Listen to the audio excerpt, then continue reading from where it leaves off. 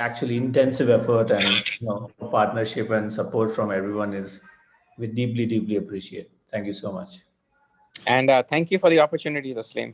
No, thank you, Asif. It's a pleasure.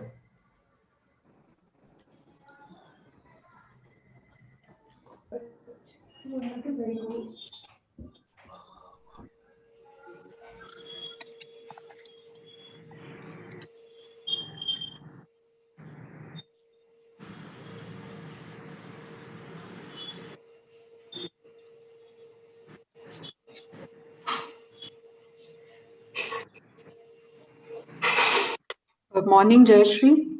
This is Nandita from CCAMP.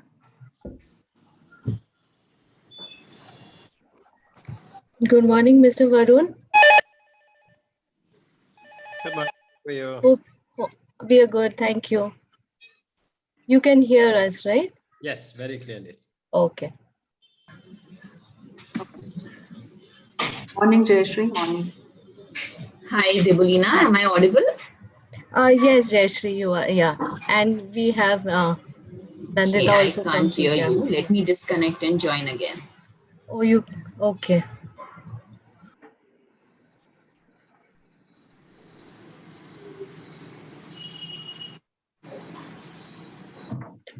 Good morning, Mr. Karthik.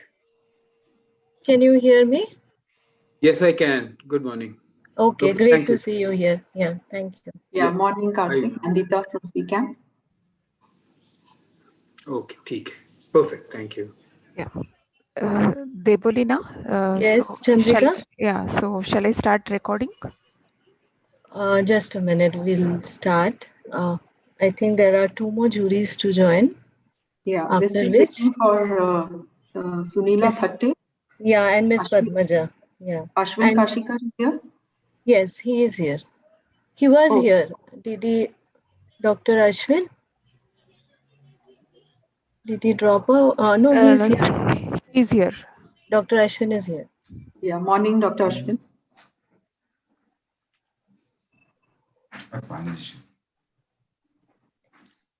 We'll wait for Miss Padmaja, Mr. Srimuthu, and Miss Sunila Thatte. Sunila Thatte, yeah. Miss Padmaja is here. Good morning, Miss Padmaja. Good morning, good morning. Morning, Nandita from CCAMP. Hi, how are you? Good. Hi, Padmaja. Hi. Morning. Hi, everybody. Morning, Nitin. Morning.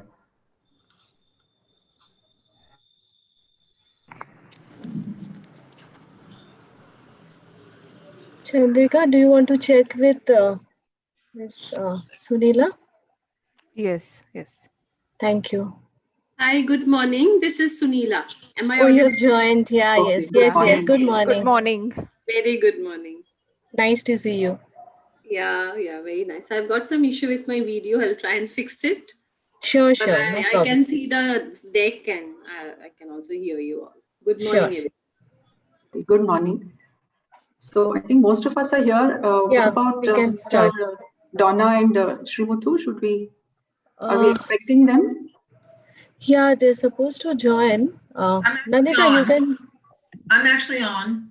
Oh, Okay, Donna, okay. you're there? Donna, you're there? Hello. Yeah, lovely Good to see morning. you after a long time. Good morning. Donna, Srimuthu would be joining? Yes. Okay. I'll send him a message. Sure, that's fine. Yeah.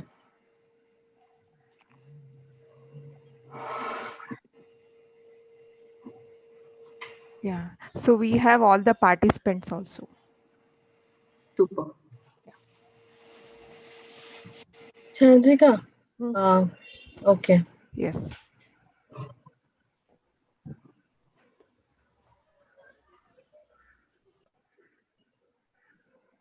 So should we just start? And Yes, Nandita, we can start. Start because we have a tight schedule. Right, yes. So good morning, everyone. And it's really wonderful to be here and see all of you. And welcome to India's most awaited event in the Bio Startup Calendar, the grand finale of the National Bio Entrepreneurship Competition or NBEC as we know it.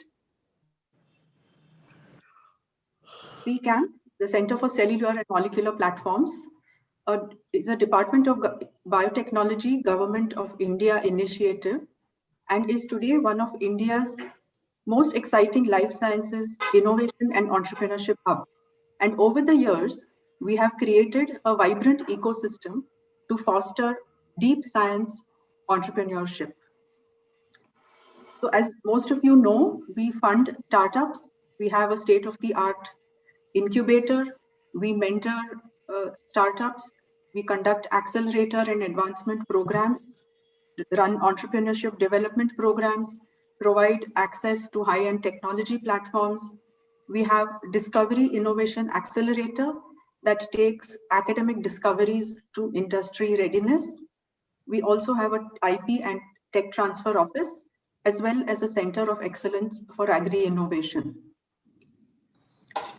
The BIRAC Regional Entrepreneurship Center, BREC, was set up at CCAMP with the objective of amplifying bio-entrepreneurship across our country and working closely with entrepreneurs to transform their ideas into sustainable commercial ventures. Our thanks to BIRAC for their enormous backing and providing us with this wonderful opportunity. So under BREC, we conduct the National Bio-Entrepreneurship Competition every year. NBEC, as most of you know, is a nationwide competition to identify, attract, and nurture bio-entrepreneurs working on novel and scalable business ideas with significant societal impact. As you know, this year we have two tracks for NBEC, one a student track and one is a startup track. All of us here are in the startup track. As we speak, the student track is happening in parallel. So we are delighted to have you all join us in the 4th edition of NBEC to celebrate the bio-entrepreneurial talent that this competition has uncovered from across our country. NBEC, as you know, is a collaborative effort with unflinching support from our partners from the biotech industry, investors, entrepreneurial ecosystems, and industry associations. It is with a sense of pride and gratefulness that we present our partners for NBEC 2020. Our prize partners are Win Foundation, Biocon, Ankur Seeds, L'Oreal, Origene Discovery Technologies, Persistent, Pfizer, Novozymes, IQVIA, Anthem Biosciences, BIRAC, K&S Partners, BioNeeds, and IdeaSpring. Our investment partners are Social Alpha, Molecular Connections, Sangam Venture, Indian Angel Network, Enzia, and 91 Springboard. Our mentorship partners are Biocon, Kotak, and Molecular Connections. CNBC TV 18 is our exclusive media partner. Our associate partners are CIIE.co, RT Lab, and ISBA. Your Story is our online media partner. CII, Confederation of Indian Industry, is our Apex Industry Association partner. Our cloud partner is AWS Activate. Health Venture is our digital bootcamp partner. And our outreach partner is Hello Tomorrow. Thank you very much for your partnership. So we will now begin with the pitches in a short while. But before we begin, let me just tell you how we have reached here today. We have received over 3,100 applications from across the length and breadth of our country. After internal and external online reviews, which were conducted by domain experts, 300 applications were selected for making presentations to the jury panel. We had 26 jury panels for the presentation round, and each jury panel had 2 panel members. From the presentation round, about 54 startups were shortlisted as pre-finalists, and they participated in a boot camp where they were trained on building a value proposition, developing a business model canvas, and pitching. These 54 startups then presented to a pre-final jury, which selected today's finalists. So our grand jury today will select the winners of the NBEC 2020.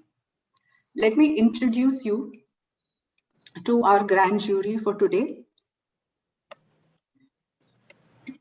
We have Mr. Nitin Deshmukh, founding member and senior advisor, Kotak Private Equity, Kotak Investment Advisors. He will be the chair of our grand jury. Dr. Murali Ramachandra, CEO of Origin Technologies. Dr. Osman Shahi, Open Innovation Manager, L'Oreal. Dr. Ashwin Kashikar, General Manager R&D, Ankur Seeds. Dr. Sai Seturaman, Head R&D, Pfizer. Ms. Sunila Thatte, VP and Head R&D, Solutions India, IQVIA. Dr. Ashish Paradkar, Director and Head R&D, Novozymes. Mr. Paresh Vora, Director, India Operations, Win Foundation. Mr. Karthik Chandrasekhar, Director, Sangam Venture. Ms. Jayashree Kanthar, Co-founder and partner at Enzia. Ms. Padmaja Ruparal, Co-founder and President, Indian Angel Network. Mr. Vaikunt, Ms. Jayashree, Ms. Padmaja. Mr. Varun Chawla, Co-founder, 91 Springboard. Mr. Vaikunt, Head Corporate Development, Molecular Connections. Ms. Donna Lekhi, CFO and Co-founder, Health Venture. Mr. Srimuthu, CEO and co-founder and managing founder, Health Venture. Mr. Vipul Patel, partner, Seed Investment, CIIE.co. Dr. Taslim Arif Sayed, CEO and director, CCAMP. Also part of the jury were Mr. Ajay Bharadwaj of Anthem and Mr. Manoj Kumar of Social Alpha, but due to some personal reasons, they were unable to join us today. So all the jury members have been sent a 10-minute video recording of each participant's pitch in advance. So today the format of pitching will be each finalist will make a 2-minute elevator pitch and then will be asked questions by the jury. We have a large jury panel, so we will take 2 or 3 questions from the jury.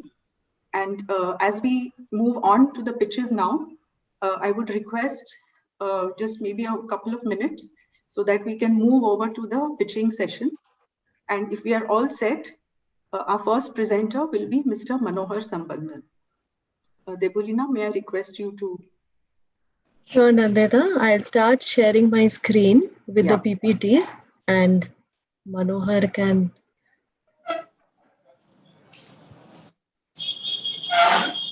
Yeah, Mr. Manohar, you have 2 logins. Can you please rename one of the logins? Sorry, I'm. Okay, fine. That's fine. That's fine. I got it. So I hope everyone can see my screen. Yeah. Can I start? Just a minute. One moment, Manohar. We have 2 minutes to. You have 2 minutes to pitch, as you know, and jury can ask questions. What we would request the jury, as I said, since we have a large jury, maybe you can just state your, after his pitch, you can just state your name and ask the question.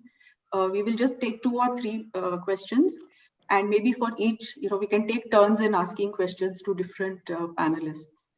You've been given your scoring sheets, so we would request that you please do score them as per the parameters in the sheet, so that it just makes it easier for us to tabulate and the scores at the end. So with that, Debulina, would you please? Dr. Manohar, you can start your pitch. You have 2 minutes. Yeah, thank you. Thank you. Good morning, everybody. We are very glad that I'm part of this break of grand finale, and thanks for this opportunity to present here. The solutions cotton robo mission picking mission we are doing is essentially addressing only the peak time labor demand of the farmers during the harvesting season of cotton. This mission does what is called as multi-bloom cotton, which is essentially we have to pick cotton multiple times. We typically, as a farmer, we can pick farmers pick 3 times without damaging the crop, and that's exactly what our mission does. No other mission in the world as of today can do this. Other than this, it also has the quality of the cotton is good, and it also reduces the drudgery of the people who are picking. Essentially, we are increasing the productivity of a human labor here, and that's exactly what it is. It's a solution which uses technologies like robotics, 3D vision, and a farm electric vehicle. You would have seen all that in the image. So the technology we have done can be also adopted or repurposed for other crops for harvesting, and also tasks like precision spraying and even mechanical weeding, which we will do later. These are things which can address the other peak labor demands in the farm labor. You have 30 more seconds. Our approach has been primarily to use evolving ecosystems like drones, EV, and robotics. Drone primarily for... I would request everyone to mute yourself, please, when the pitching is going on. Yes, go ahead. Manohar, you can go ahead. You can unmute yourself. We are using the ecosystems of drones, EV, and robotics primarily for multiple reasons. The drone is the one which is driving the motors cost. The robotics is where we are using our software and the camera technology, and the electric vehicles where we... Time up. Okay, so we are open to questions. Judy, I would request you to unmute yourself and state your name and ask the question. This is Sai with Pfizer. Just a quick question. Is it, I saw in the video that you have an operating model. Is it already deployed in the field? Yeah, it is on the testing. We are running a two-arm robo mission now in the field. Still Okay. not commercial. Our funding requirement on funding is essentially to commercialize it. It's not commercialized, but we are testing it on the field. We would be testing it in one of the large seed producers of cotton also in the coming months. Okay, and how does the productivity compare to human labor? One robotic arm can pick 50 kgs per day, and one mission can. We need one operator to run this mission. The commercial mission we are going to build is with four arms, so it will pick 200 kgs. It is 4x to 5x of a single human productivity. This is Padmaja from IN. How do you plan to sell these machines? See, the cost model of this strategy. The cost model is such that a 5-hectare farmer should be able to afford this and recover the cost in 3 years. But in the longer term, we plan to sell it to farming as service companies like EM3 and FPOs. So current cost model, the farmer will recover the cost if he has a 5-hectare farm, and he will recover the cost at 3 years. At yield is 1,200 kgs per acre, and cost of picking is 10 rupees per kg. Jury has 1 more minute. Yeah, I think the ability, you should think about the fact that the ability of the farmer to spend so much money on capital equipment is going to be difficult, and even EM3 kind of companies are leasing models rather than buying equipment. So I'll just leave it at that. Yeah, thank you. From a scale and marketing perspective, do you think that this is a solution that is global in opportunity? Definitely, yes. There is, other than US, nowhere else this missions, cotton is can be used in West Africa is one nation which I have been tracking. So there is a whole opportunity in West Africa and definitely even in China, but I'm not really close to Chinese market. But the solution, if we readopt it for other horticulture produce, there is a lot of opportunity. I am actually, some of the companies are pursuing me for other. Yeah, time up. Thank you, Manohar. Thank you for the presentation. Thank you. I'll invite the next person, Nikhil Das.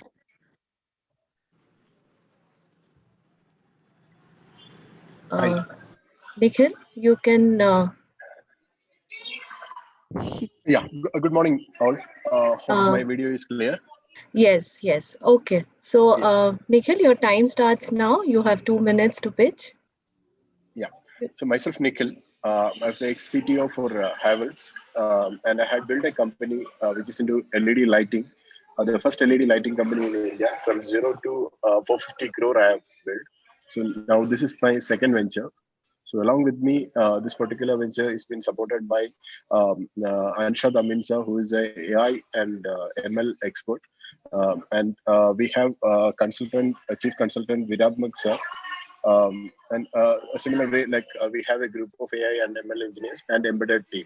So basically, like here, like what we do is understanding like the photometry and like making it usable for analyzing a seed. So here, like we can analyze various varieties of seeds and can like tell what morphological parameters it has got and how it can be distinguished between like various genotypes. So here, and one key highlight here is like the aim is to like eliminate this GOT test. Grow test is something like which requires a lot of land and water. Like that particular thing is being like can be eliminated with this kind of a visual evaluation. And another key point is like making this particular industry transparent. See now, 30 more seconds. You have 30 more seconds. Yeah. Now farmers doesn't have any kind of idea like whether the seed what he is giving is of perfect quality, like because it's all based on the seed companies what they are giving the feedback. So here, like he'll be able to detect it using a mobile application, which we are providing free of cost to the farmers. So ultimately our customer is going to be the seed industry itself, like wherein like this particular hardware equipment will be sold to them. Yes, time up. I'll open to questions from jury, please. This is Murli Ramachandra from Origin.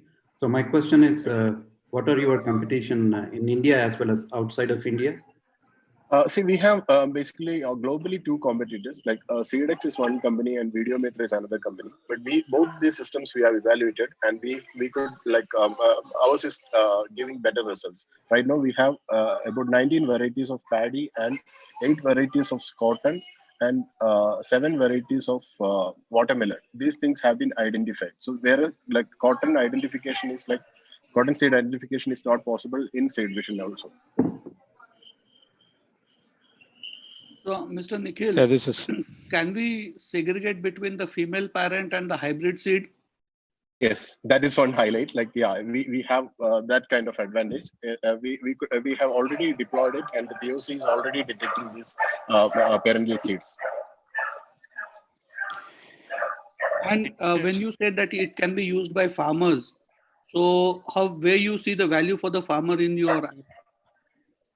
So basically, today he doesn't know like most of the things like how it is giving results. So basically, this particular mobile app which we are providing, this system is being taught, and the AI engine which is analyzing the seeds in a seed industry, that particular data is being used for the helping the farmers to evaluate. So that way he can identify not only the broken seed and those things, like he can even start identifying like the quality of the seed, like the breed varieties. So he'll be getting paid for the right value. And can we, just last question from my side, can you help us in sorting the seeds? Like if there is a lot which is let's say 90% pure but 10% impurity, so with your system can we remove the bad ones from the good one? Yes, yes. That actually, with very small integration with a regular seed sorter, our system can provide input and do the sorting purpose. That is one of the key highlight of the solution. We have last minute. This is Sunila from IKEA. So my question is, in the short term and medium term, what are your scale-up plans? Initially, like we are targeting about 5 seed manufacturing companies in India. Like once it is proven over there, like for their seeds, like we are planning to go for a global expansion. Wherein like we are targeting few VC funds also. I'm also like part of a tech evaluating partner for few VC organizations globally. Thank you. Nikhil, from the visual, have you established equivalence with the current way of evaluating the seeds, which is you say that they have to actually grow it and then see?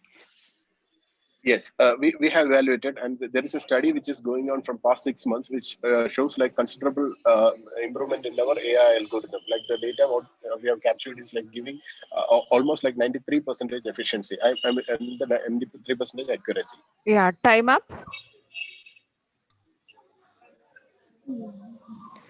I hope the jury has no more questions. Jayashree, did you have a question? Yeah, quick question. No. Just wanted to understand, is this spectral imaging used by other big seed companies today, Nikhil? It's not only spectral imaging. Like as I told, my background is into photometry, so I understand light. So that's where the things come in. So, thanks. Yeah. Okay. Thank you, jury, and thank you, Nikhil, for your pitch. We'll move on to the next person, Kalyani Shinde. From Hello everyone. Innovations. Hi, Kalyani. Hi. You'll have 2 minutes, so you can start now. Yeah. So hello everyone. This is Kalyani. Me along with my team, we are working towards redefining smart warehousing in agri-tech sector. I personally come from Lasalgaon. It is known for Asia's largest onion market, and the vision was to help farmers because we have seen in the entire onion ecosystem the fluctuations and the gap between demand and supply and how that is affecting the ecosystem. So we sort of have seen the post-harvest wastage which is happening. So we are working into the warehouse sector specifically, and we are one of the companies who's actually specifically working on a problem which is what the farmers are facing. We have created an IoT based hardware device which helps create the warehouses into smart, which helps converting the warehouses into smart warehouses. It does real-time microclimate monitoring, and it does early identification of wastage. This is actually the USP of our product, which is a farmer's need. So we are trying to help farmers with identification of where exactly this wastage is happening. Our target audience is the farmers with individual warehouses. We are based out of Nashik, where 80% of the farmers cultivate onion as a crop, and probably are planning to scale to Madhya Pradesh, Karnataka, and other states which are coming up with onion production.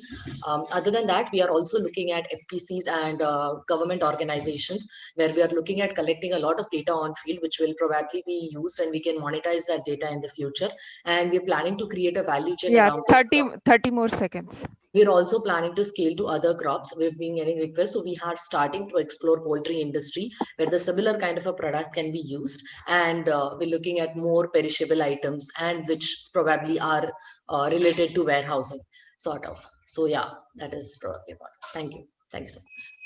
Thank you, Kalyani. I'll open to questions from jury now.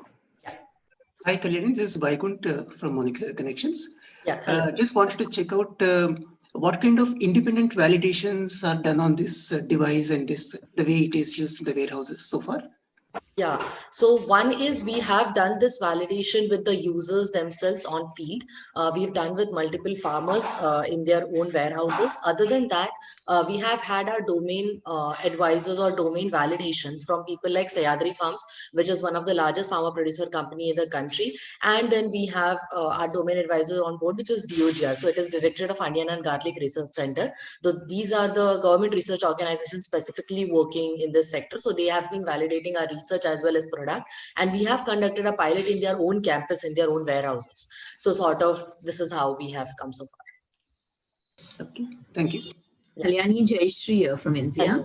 Hi. What is the unit economics, and is my understanding correct that your projection is 1 crore revenue in year 3?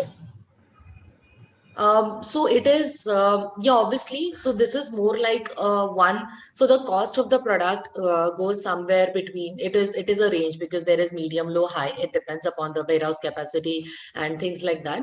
But what we are looking at is the unit economics actually depends on the value of the crop which is being stored in the warehouses. It's not about the warehouse; it's a value worth.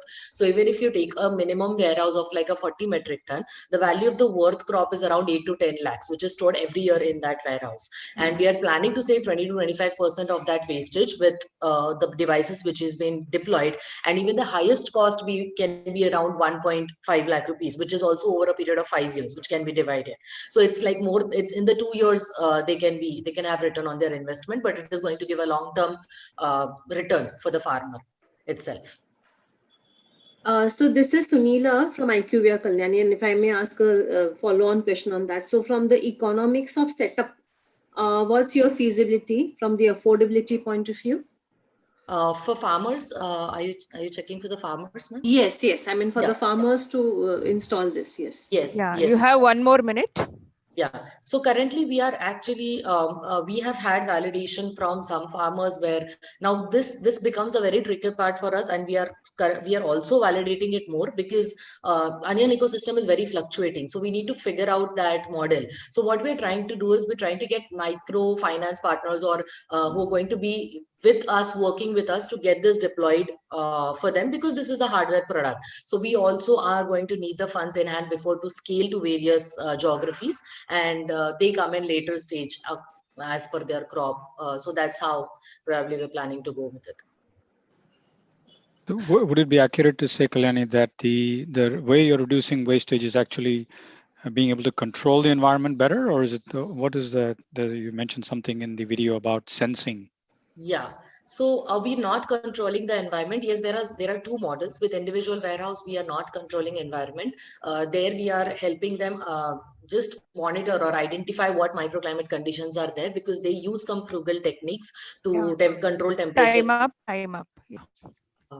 It's okay. You can. Yeah, you complete. Yeah. So, so with the individual warehouses, we actually do sensing of where the wastage has started. So onion as a crop, it emits some gases out of it. So with the devices which we have deployed, we can sense where the rotting has started or where the wastage has started in the exact warehouse. Currently, the farmers are doing it based on the smell coming from the crop, based on the level going down. So these are very conventional ways to identify wastage. And in the second model, where I also talked about community warehouse, in these warehouses, this is like an end-to-end solution where we are working with a microclimate control structure in partnership with Tata Sayadri Farms. Thank you, Kalyani. Thank you. Jury, are we good? Then we can go ahead with the next person. I'll invite Sonali Khandra.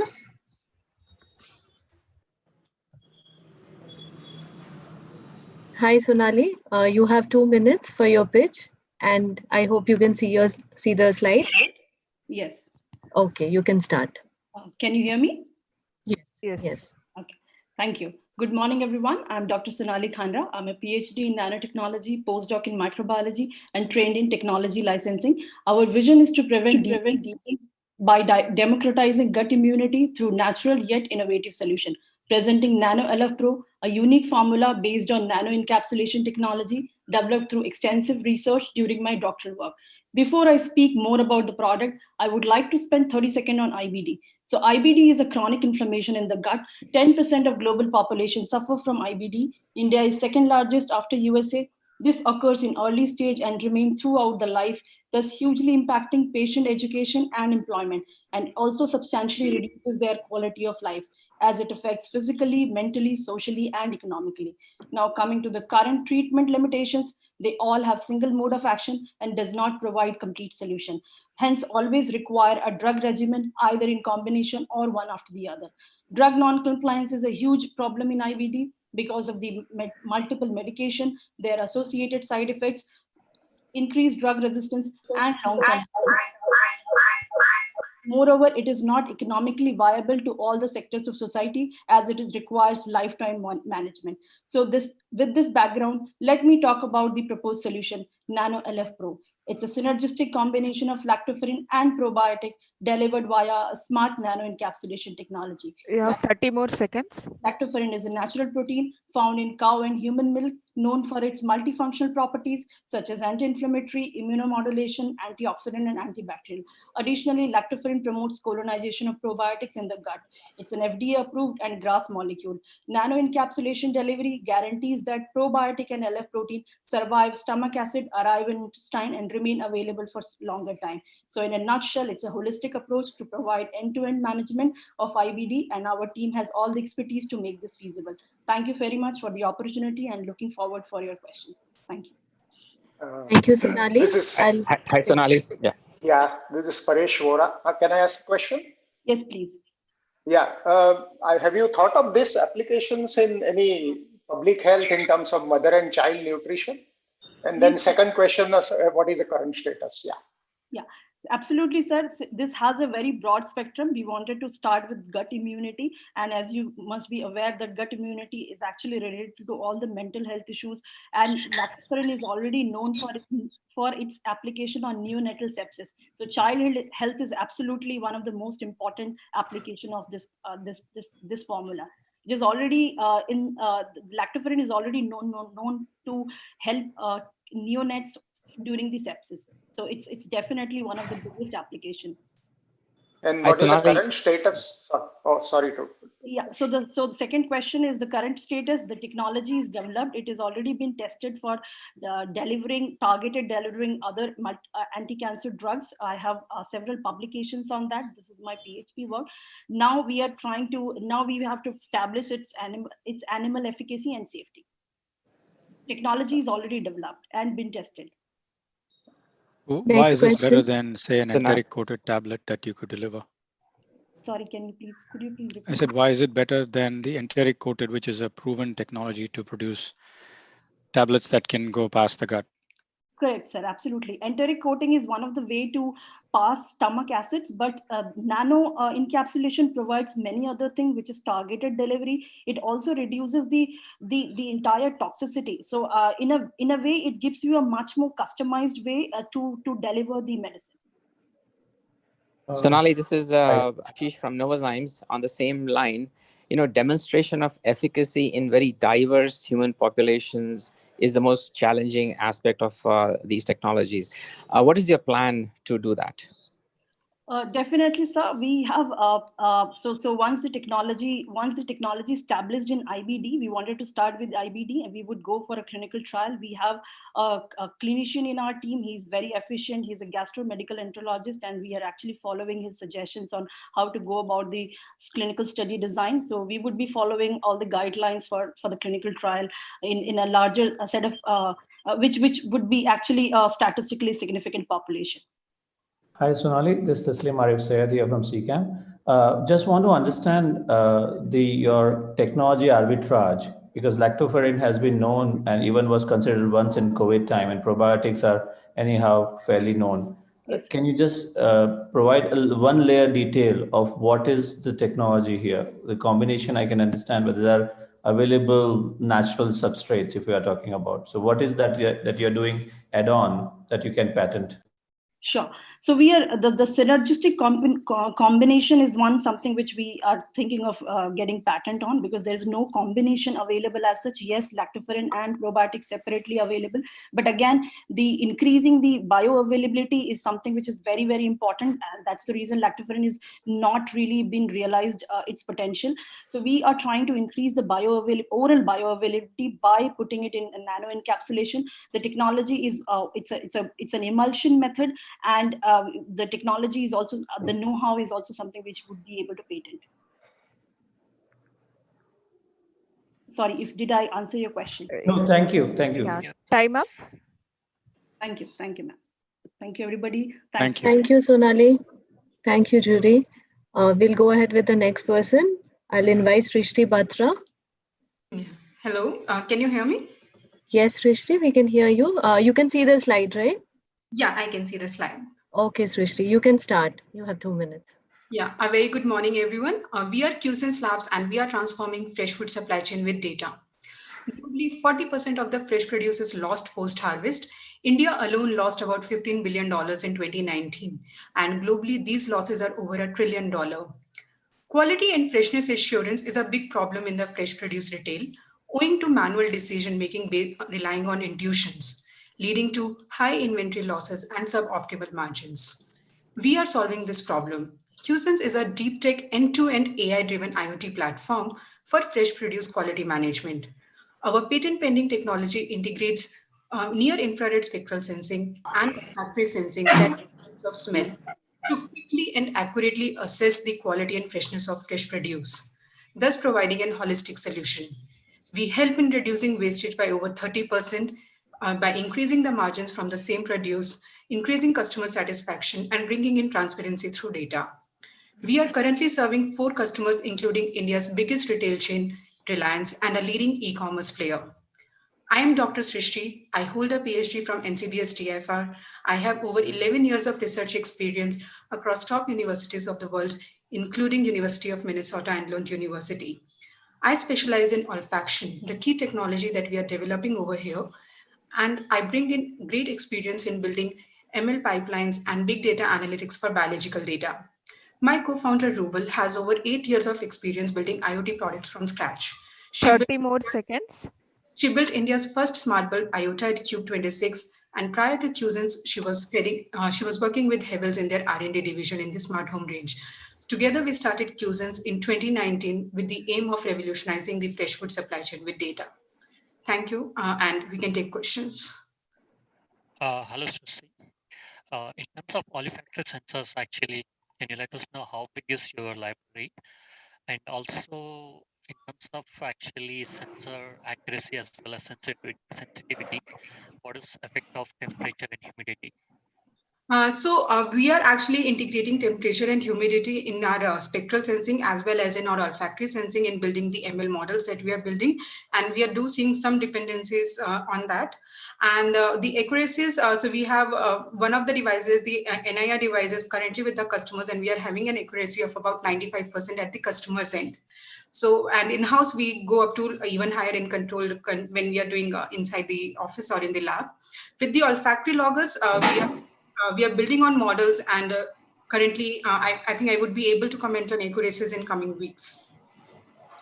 Hi, Srishti, excellent work. This is Taslim Arif Sayed here from CCAM. Very quickly, just want to understand in terms of olfactory sensors, would you imagine a completely different spectrum at different places in terms of the chemical moieties that you would be testing? And how do you anticipate that for a regular, standardized sensors? Yeah, so that's a very important question because each environment is really different. So the approach that we are using is a multi-area approach, which is something that actually our own nervous system employs, which is a combinatorial coding. In that way, we can actually incorporate a lot of multiple scenarios with just a handful of sensors. So we are taking up that approach for it.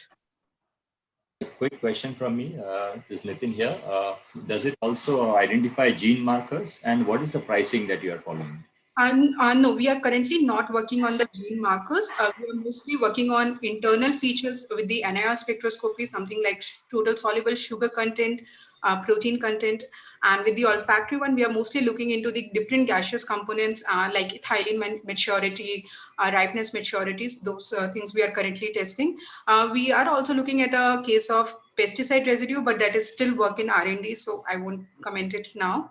And the pricing is different for each of the products. So it's a combinatorial product, and you can have a combination of our handheld scanning device with the software platform and the olfactory sensors with the software platform. The costing is different for both. With our complete solution, we actually help them increase their revenue by 10%, the current customers, and we are actually charging just about 20% of it. So they recover the cost within a couple of months. To be like in less than 3 months, they recover the cost. The handle one is currently priced at about 10,000 monthly subscription for the customers that are currently using it. For the handle, for these olfactory sensors, it's a little bit on the higher end as the sensor array is a bit expensive. Okay, Time up. Thank you, Srishti. Thank you, jury. We'll go ahead with the next person, Subhash Narayan. I think Phoebe George is representing Subhash. So Phoebe, you have 2 minutes for this slide. Yeah, okay. Can I start? Sure. Yeah. Good morning. The oxygen in the air we breathe is transported through the blood vessels in the form of oxygenated hemoglobin, and we at SASCAN monitor the changes in the oxygenated hemoglobin absorption to screen and detect cervical intraepithelial neoplasia and for biopsy guidance. Cervical cancer is a growing concern in India with a mortality rate in excess of 50%. This is primarily due to the late stage detection associated with the low sensitivity of pap smear, also due to the lack of awareness and reluctance of women to screening. Colposcopy often leads to unwanted biopsies owing to its low specificity, and there is a long wait period for results. In this context, we have developed Cerviscan, which is a novel handheld multispectral imaging camera for fluorescence and diffuse reflectance imaging. This device consists of multiple LEDs to illuminate the tissue and a monochrome camera to capture the images. The captured images are processed and analyzed using a machine learning algorithm to detect cervical cancer from oxyhemoglobin absorption maps. The device has also the ability to locate the most malignant site in the cervix for biopsy so that the underdiagnosis can be avoided. We are planning to conduct clinical studies to validate the device in medical colleges at Manipal and Thiruvananthapuram from next month. Ethical clearances and CTRI registration are in place and approval of CDSCO is obtained. SASCAN is an ISO 13485-2016 certified startup, and we have a 7-member team consisting of scientists, engineers, doctors, and marketing experts with a combined domain experience of 90 years. We plan to Thank you, market the Phoebe. device. Your time is up. Okay. We'll open to questions now. I had one question. Eva Colpo seems to be the closest competition. So what is the sensitivity and specificity comparison against that?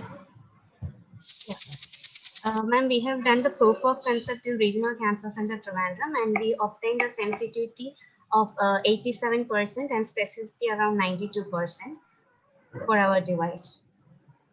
And where is Eva Colpo? We don't have any reported information on that actually. Oh, okay. Okay.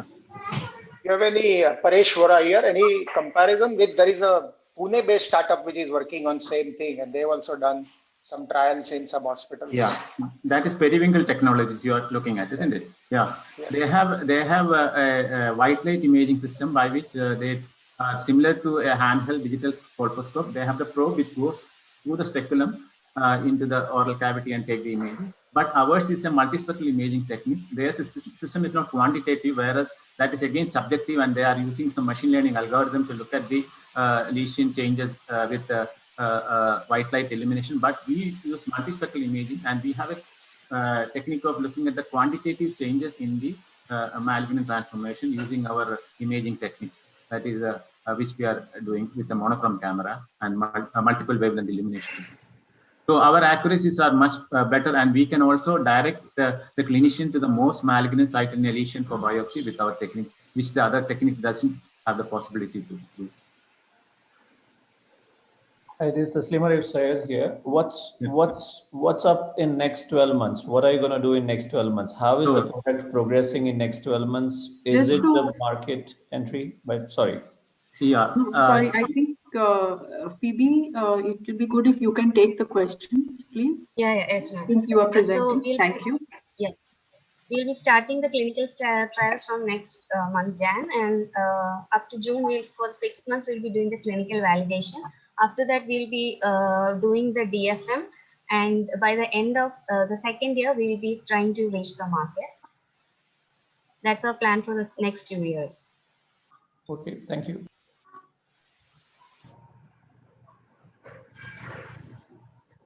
Thank you, Phoebe. I think we don't have any more questions right now. Thank you, Phoebe, and thank you, Dr. Subhash. Thank you. We'll go ahead with the next person. I would like to invite Dr. Vishal Rai. Hi, am I audible?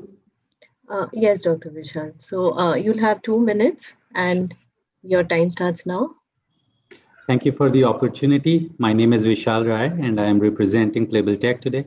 So I would like to talk about our ambitions for directed cancer chemotherapeutics and how we can meet the global technological demands in this sector. The antibody drug conjugates or ADCs provide a state-of-the-art technology for directed cancer chemotherapeutics. A few years back, the pharma sector noticed an enormous surge in the efforts in this direction, but unfortunately, a significant percentage of initiatives failed at the pre-IND and IND stages. So the big roadblock emerged from ADC's structural complexity that makes the synthesis and characterization an absolute nightmare.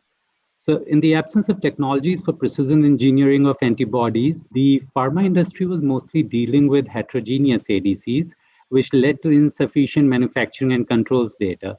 So it is well accepted that the synthesis of ADCs with robust control over precision regulates all the factors that are critical for the required characterization data. Moreover, it is essential to resolve the challenges of pharmacokinetics and batch-to-batch reproducibility, along with clinical efficacy and safety. For the first time, our LDM platform and mass spectra technology provides a practical solution to this well-recognized technological demand. Our main focus is to start with trastuzumab emtansine conjugate and come up with a direct competitor for Kadcyla. We are confident that our ADCs have the potential not just to outcompete their rivals, but they provide an excellent opportunity for the access to next-gen biologics. You have 30 more seconds. Sure. At present, we have already developed a set of highly homogeneous ADCs with analytical data and in vitro studies, that is setting up new benchmarks. Our team has worked out a clear roadmap, and once we reach the pre-IND or IND stage, we plan to out-license our ADCs. Thank you very much for your kind attention. I'll be glad to take your questions. Yeah, hi, this is Nitin here.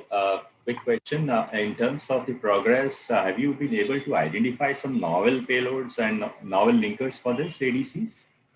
So in terms of novel ADCs, we are, so the technological platform that we have developed, we have tested it with a variety of proteins, enzymes, and antibodies to test its robustness. But at the same time, we realized that it would be ideal to first take forward an established antibody and a payload so that we can do a direct head-to-head comparison and make sure that at least we have one candidate that has a shorter lifetime to the market. But haven't reached the stage yet in terms of right. So, but you know, on the other hand, we have been testing the platform with, we have tested it so far with 6 different antibodies, but at the same time, we are not taking them forward because they will definitely have a much longer time span for the for translating them to market. And what do you think the IP will be? What do you anticipate the IP will be in this case? So, so the LDM platform, which means linchpin directed modification platform, is actually the first chemical technology that provides precise engineering of proteins along with the modularity. And even till date, there is no other technology that can deliver that precision. So that the basic technology itself is patent protected. Besides, we have mass spectra technology that ensures that for, you know, we can now do very unambiguous determination of not just drug to antibody ratio, but exact site of conjugation of the toxins to the antibody. So this is the initial part. And then the linker that we connect, the flexibility that we get, the site of conjugations that we can regulate. This is all something that creates a completely unique space in terms of. Yeah, thank you. This is Sunila from IQ. One quick question. So from the, you know, clinical, how much time do you anticipate this is going to take after in vivo studies and all for actual clinical application? So since we are taking the pre-established antibody and pre-established toxin, the linker would definitely have novel components. So they still will have to be tested. But I would say from a completely novel entity to this, it will be 1/3 of the time. So that's what our anticipation is. So right now we are already in discussion from last 8 months with a partner who would join hands in terms of pharmacokinetics study and animal investigations for the next generation. This is Sai with Pfizer. So are you suggesting that you're currently in preclinical studies and then you would be followed by? We are, I guess, at least a year away from that. So Okay. we have a well-determined library, completely characterized. So the first two stages are done with all the required 10 characterization steps. We are done with in vitro assays, and now the time for pharmacokinetics and in vivo assays is there. So that is, Okay. unfortunately, COVID has delayed that, but yeah, that's where we are right now. Yeah, time up. Thank you very much. Thank you, everyone. Vishal. Thank you, Dr. Vishal. I would like to request the next person, Vaibhav Hegre. Can you see my screen? Can you see your slide, Vaibhav? No, I Cambrian cannot. Bioworks. Yeah, all right. Am I audible? Yes, yes. Your time All right. starts now. Hi, I am Vaibhav from Cambrian Bioworks. India has one test center today for COVID-19 for every 6 lakh people. Today, in rural India, test samples are sent to centralized labs which are typically located in densely populated areas, often several hours away. This process is slow, inefficient, and just not enough to take crucial medical decisions. We believe that testing must be democratized. This will require decentralized testing by prioritizing near care testing sites. Presenting the Curio. The Curio is a lab on cartridge system that integrates all test protocol steps on a single device. Our solution will enable rural medical facilities who want to provide high precision testing without requiring extensive hands-on lab staff. By eliminating the need for sample prep and using shelf-stable reagents, the Curio will enable a large network of near-care testing sites. We are using our expertise in plastics, assay and diagnostic product development to build a modular cartridge design. This open design cartridge can be configured to run molecular assays for infectious diseases like COVID-19 and immunoassays to detect conditions such as HIV. This ability to modularize will help us expand cartridge functionality to also check for sensitivities to medications. 30 Our more customers seconds. will see value in being able to test on disease-specific cartridges that would otherwise require different kinds of machines and protocols. There is no silver bullet to eliminating unequal access to medical care, but enabling people to resolve their own problems is always an effective path. The Curio is an important step in this direction. Thank you for your time. So Vaibhav, is this a concept or is it a working prototype you've already produced? So we've created a bench scale prototype already, sir, where we are actually testing individual components of the process itself. For example, with molecular assays, we will be doing an extraction of the nucleic acids. We are fine-tuning these first at a bench scale system. Additionally, the device itself is already able to control operations such as heating as is required by amplification protocol and detection of fluorescence changes. Yeah, hi, this is Nitin here. I noticed that you actually mentioned in a presentation that this device, you can do molecular assays, immunoassays, as well as cell-based assays in your presentation that you sent. And you mentioned the price is 4 lakhs. Do you think this is achievable in that, at that price, all the three? So a large part of the modularity will come in the design of the cartridge itself. If you are able to sequence the steps of operations, for example, with regards to immunoassays versus molecular assays, we think that detection of color changes and heating steps are easy to incorporate in a device itself. We have significant experience with building machines itself. So we think that the price points that we see currently in the market just don't make sense for what a BOM is for a system like this.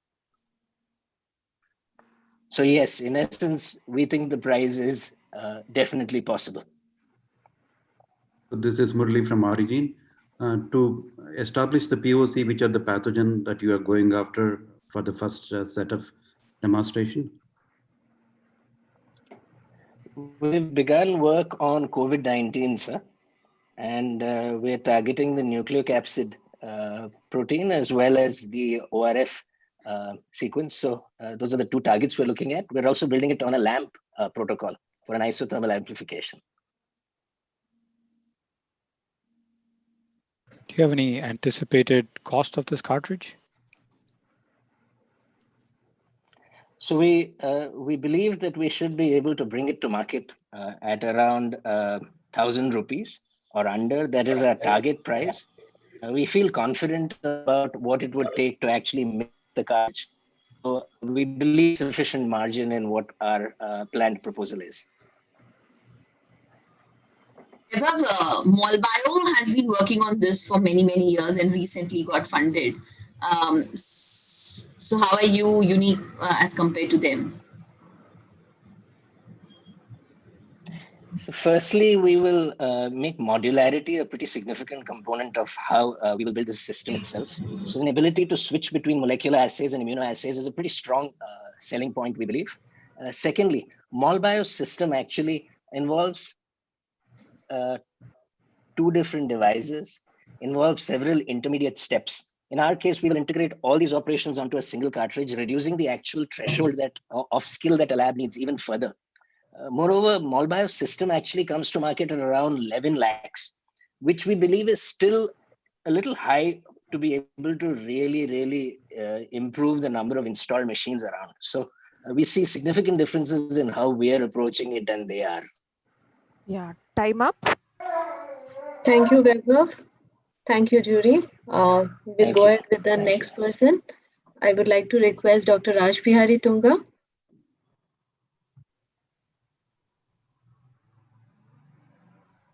Dr. Raj Bihari? Yes, ma'am. Yes. Can you see the slide? Yes. Okay. Okay. So you can start. Your time starts now. Yeah. Good morning, all. Myself, Dr. Rasbihari Tunga, founder of Amyloid Biotech. Today, my co-founder, Dr. Vinita, is not able to join us due to some medical emergency. Therefore, today I will represent the Amyloid Biotech. Our company aims to make life better of masses by solving public health problem. One such problem is quick diagnosis. There is no such quick diagnostic method to detect dengue, chikungunya, malaria at a single go. So as a result, if you see the doctors, as current practice, doctor test one after one, which leads a long time, as well as late detections and delay start therapy. As a result, patient there will lead a lot of burden of expenditure and also morbidity of the patient. To solve this problem, we developed Assure, one rapid diagnostic combo kit that can detect malaria, chikungunya, dengue on first day of symptoms in less than 10 minutes. Our novel vertical flow immunodot technology with gold nanoparticle and the recombinant antigen gives Assure better sensitivity and specificity. Since it is a combo device, so we can detect co-infections easily. The device will drastically reduce the cost, and as a result, it saves the expenditure of the patient, as well as it saves the time and effort of the doctors and pathologists. Yeah, you have Due 30 more seconds. 30 more seconds to go. Okay. Due to timely treatment, life will be saved. Our device is suitable for rural use also because it uses whole blood. There is no other equipment is required. Currently, we are under validation stage, which is ongoing, and we are ready for this clinical evaluation for next stage. That's all. Thank you.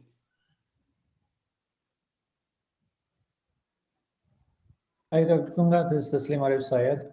Very quickly, so since you have the validation, is it a clinical validation that you have had on patient samples? Have you sent it to CDSCO for the approval? Is it up for manufacturing license? We do know that this work has been happening for a while. So when you say validation, what kind of validation and when are you getting a manufacturing license? Okay, thank you for the question. This validation is for not for this clinical evaluation. So that this is the pilot study. Based on that, as per the CDSO, CDSO officers suggest us to do some pilot validations, which we have taken the ethical committee approval and also CTRI registrations, and also take the Form 29, that is the test license. We have taken permission from CDSCO, and then we are doing the small scale validations. This after the validations over, then this result along with the clinical protocol we have to submit to the CDSCO, and then this CDSCO, after seeing our this validation result, as per their requirement, that we have to send some sample to their respective lab where they will test our device. You're doing that. Device, and, yeah. Thank and you. then they will provide us this manufacturing license for. Yeah. So Dr. Tunga, this is Sai with Pfizer. Just a quick question: do you see that this kind of detection technology could be applied to other microbes to have early detection of what kind of infection there might be in the patient? Yeah, see that again we are working on that. That is called DNA technology, and the DNA array technology. The same dot technology we can use. But okay, obviously that depends on what is the pre-treatment stage, how we can do that. So currently we are not working on that, but that is also our thought process, that if we can, because the pre-treatment stage process, if you can reduce that time, then maybe it can be implemented.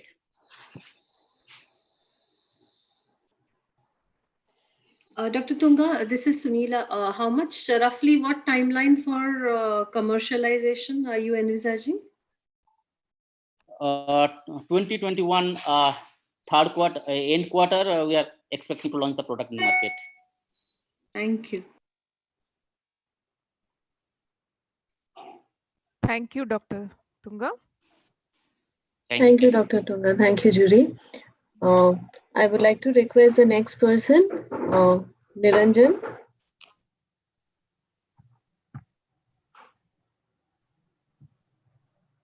Hope you can see the slide, Niranjan.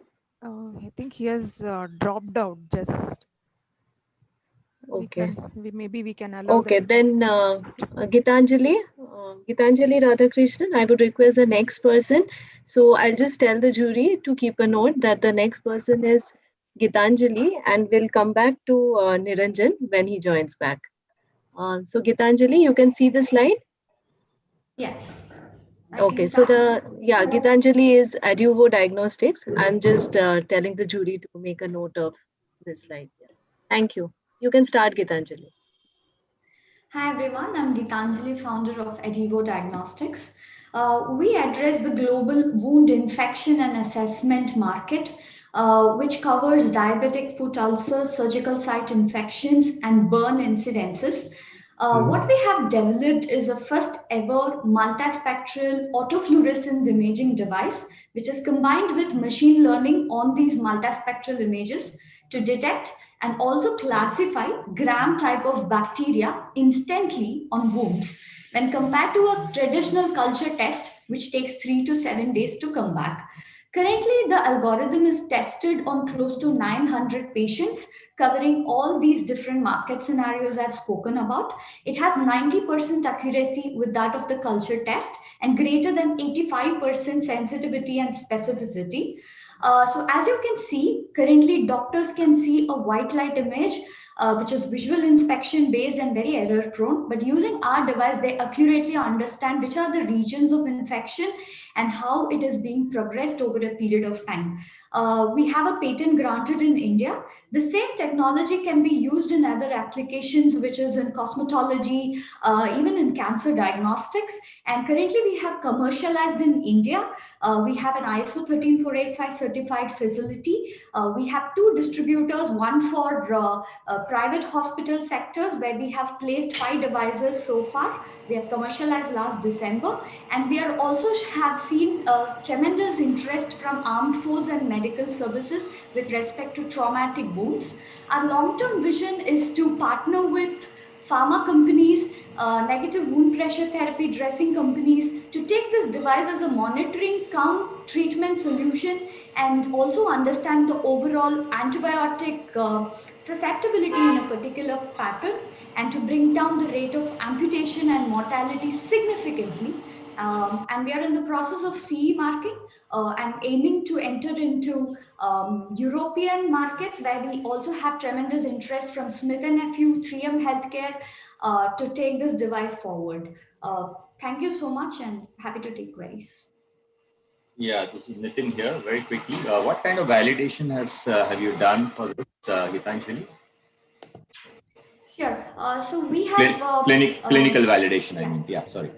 Sure. So we had taken a site in Chennai, which is for diabetic foot ulcers, in Pune for dermatology-related fungal infections, and in Gujarat, Valsad towards surgical site infections.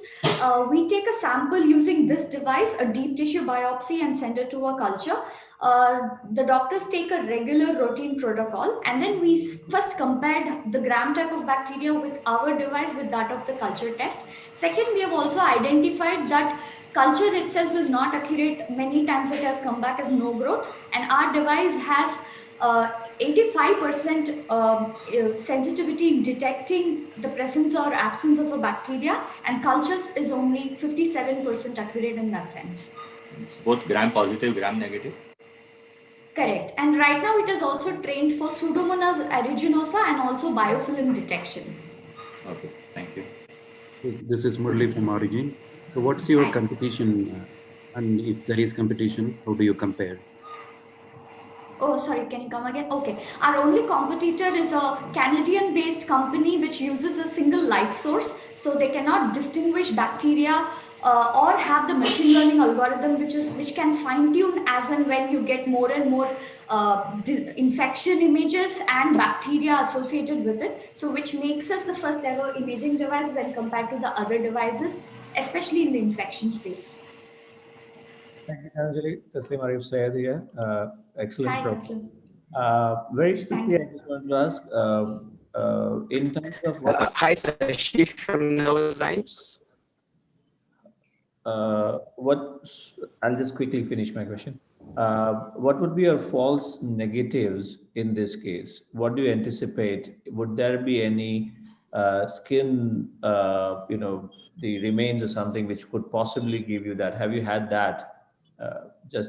So we have specifically instructed the users to not to use it on bone because bone has the autofluorescence on its own. So currently we are fine tuning towards bone regions alone. With respect to normal flora that is present, the device looks at the infection marker as well. So normal flora does not get into the algorithm when you're looking at the infection marker as well.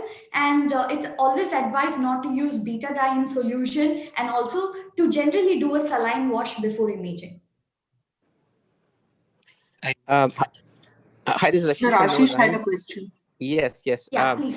So two questions. One is your technology able to discern between species and genus level? That is one question. Second is how deep your technology can go from a tissue sense. Right. Okay. So the light can penetrate up to a distance of 1.6 mm. With respect to genus and species level, right now we say that we could do a genus level classification, but species level classification would require further integration of more sensitive sensors, and it requires a lot of data collection. It's the way to go, but we are targeting to develop an antibiotic susceptibility device using the same technology to close the loop, where not only you screen the infection, but also you know the antibiotic pattern, what antibiotics to prescribe in under 4 hours using the same technology. I hope Thank it you. answers the question.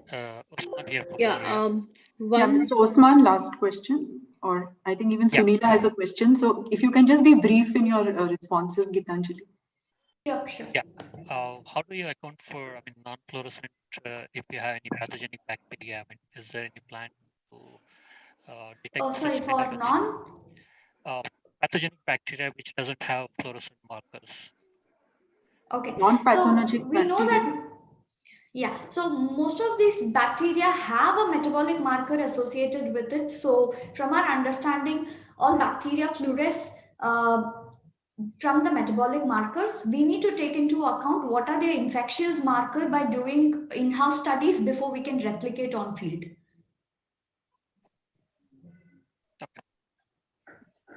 Sunila, you Okay. had a question? My question is, I saw that you already deployed this in certain hospitals, and are you collecting any real life data, and anything you would like to quickly say about the overall efficacy when compared to other similar devices? Yeah, sure. So there are, like I said, in India, there are no similar devices as a screening tool. So we have deployed in 5 places where every week the image gets synced onto the centralized cloud, where we do not have access to patient information but the spectral images. In terms of efficacy, the doctors have stopped sending the third day culture for a laboratory test, and they are relying on our device. In case of burns unit, they are actively using it for pediatric burns to effectively ensure that they can prevent the infection rate, which usually happens on the third day. So they accurately now know where the sites are. So these are some of the efficacy, I mean, in terms of use cases that we have seen in the field. Of course, we need to do over a year to better understand how we prevent amputation and other real-time metrics. Thank you. Thank you, Gitanjali. Thank you, Yeah, Judy. sorry, Taslim, I could not take your query, but happy to connect offline. Yeah. We'll go ahead to Niranjan now. Niranjan, hope you're there. Okay, I can see you. Yeah, I'm there. I'll Thank just you put very your much. slide back. Niranjan, Yeah. you can see the slide, right? Yeah, I can. Thank you. Okay, you can start. So sincere apologies, I got disconnected. There's been some intermittent internet issues today. That's Okay, fine. so We can understand. Yeah, you can start. yeah, let me start fast. So primarily, I'll narrate 2 instances of 2 patients who were impacted by our technology at 2 different settings. Okay, first one is at a remote district center called Burger in Odisha, and the second one is at a large tertiary care center in Coimbatore. Okay, both patients in their late 50s to early 60s presented to ENT and neuro OPDs with complaints of sudden onset giddiness, nausea, heavy-headedness, bulbar palsy, and unilateral hearing loss. Now, one did not have access to advanced imaging protocols, and the other had an MRI which did not show evidence of any kind of an infarct. Now, both were administered our eye tracking based balance eye test in just 5 to 10 minutes, right in the clinical OPD, absolutely non-invasive. Now, both findings pointed to the presence of central pathology, specifically towards early onset of stroke. Now, both the patients were treated right on time and recovered quickly. So to put it in a nutshell, right, eyes are the windows to the brain. There's enough scientific evidence clearly establishing a correlation between movement of the eyes and the happening in the brain and the inner ear. Now, capturing and analyzing these eye movements provide very early stage diagnostic insights into what is happening in a human brain and the inner ear. At Cyclops, we are leveraging the power of computer vision, image processing, deep learning to build robust stackable eye tracking based tech stack, which has the potential to diagnose close to 24 neuro disorders at a very early stage. And we are right now keenly focusing on dizziness and balance disorders, cognitive disorders, dynamic vision screening, and stroke and traumatic brain injuries. Our products are installed in over 260 hospitals and clinics in India and 6 neighboring countries. More than 100,000 patients have been diagnosed on the platform. And we recently received European CE certification as a Class 2A medical device. This opens up large opportunities outside India. And some of our prominent corporate customers include Manipal Hospitals, 4 units, Narayana Health, Aster, Columbia Asia, command and base hospitals run by the Indian Defense Forces, St. John's Medical College, etc., etc. So this is our executive summary in a nutshell. I'd be happy to answer questions. Thank you. So Niranjan, this would you say that this is a early detection, but then needs to be followed on with the more conventional diagnostics? Yeah, it depends on case to case. In most of the problems where the scientific evidence is very clear, it can provide decisive diagnosis. But in cases where the scientific findings are equivocal, it needs to be followed up. But it's an excellent point of care tool. How do you compare on pricing, Niranjan, vis-a-vis some other imported devices that are there, like Tobii Pro and C-Light technologies, etc.? That's also being used today. Yeah. So see, Tobii is a generic eye tracking platform, and multiple products can be built on it. And till about recently, Tobii was more focused on research-based utilities. Now, specifically, if I were to compare with some of some of healthcare use cases like from interacoustics and so on, we are at least about 3 to 4x more affordable compared to them. Hi, Nitin, this is Usman from L'Oreal. In terms of business model, I mean, you're only focusing on healthcare, or you plan to venture into other mobile grazing for application development or e-commerce, etc.? Yeah. So, see, our current focus is healthcare because that's where our knowledge and experience lies. But the technology stack that we have built has applications outside of healthcare as well, especially in aviation, in industrial use cases, in sports training. And we are talking to multiple partners in these areas who are keen to license our technology and build applications in those spaces.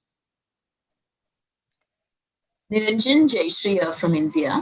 What is the larger validation studies that you've done? Yeah, so far we have completed about 5 validation studies, and all these 5 have been published in peer-reviewed journals. And right now we are in the process of actually completing one of the world's largest multi-center studies for unilateral canal BPPV, where the sample size extends to about 450 patients. And this will be published pretty soon as well. And in addition to that, there are 12 more studies that are going on at multiple locations. So the good thing is, since we have 250 plus customers who have already adapted our product, each one of them are doing their own studies, and that kind of amplifies our overall scientific exposure. Thank you. Thank you, Niranjan. Thank you. Thank you, jury. We'll go ahead with the next person, Dr. Sugandhi Gopal. I would like to request Dr. Sugandhi, if you can switch on your video, and yeah, I'll just display your slide. You can see this, right? Yes, I can. Okay, you can start. Okay. So we are talking about a 100-year-old machine that we regularly use in the cardiology clinic. This is used every day and almost for every patient who attends in the clinic. And I think all of you would have had an ECG at some stage. So you'll be very familiar with the clumsiness, the tediousness, multiple electrodes being applied, clamps being on the hands and legs, and the technician struggling hard to deploy it correctly. And in fact, in this picture, you can see that it's deployed wrongly, and it could even give a sense of a heart attack from the ECG. So we wanted to take away all this pain of the ECG, which takes approximately 8 to 10 minutes to finish, and undressing the patient to a very simple wearable device. We would just place this device on the chest and it's good to go. It gets connected to the Android and to the cloud and gets back with a fully cardiology reported event back to the doctors within about 3 minutes, and it will have clear instructions on what is the next step to be done. So this is what we would like to present. Our device is called Sidantech, and Sidan stands for heart in another language, Finnish. And we want to show you that we are very unique. We are the first 12-lead wearable patch. We are also multifunctional. So we can be used for doing a stat 12-lead ECG, which is like a 10-second record, or we can be used as a monitor, whether it's in the hospital, like in an ICU, or a monitor ambulatory at home. The same device can be used.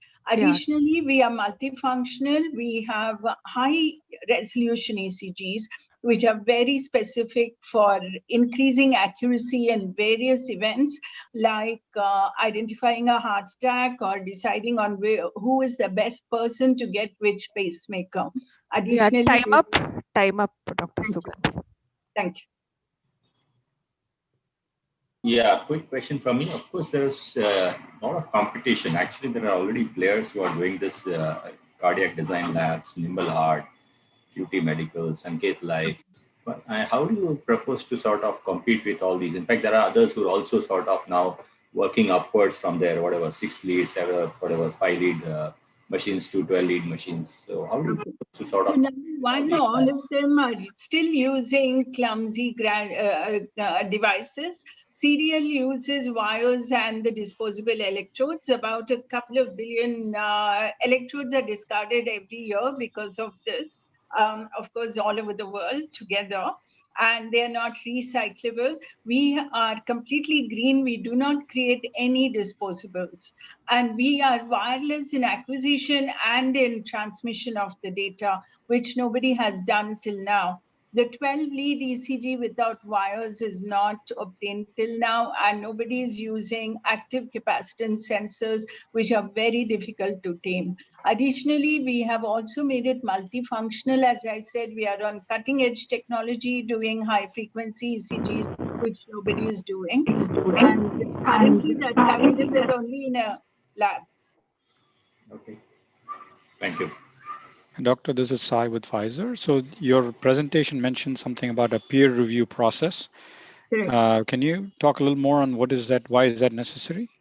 Okay, so currently our ECGs go to the cloud. They are analyzed by AI and an algorithm that is specific to us.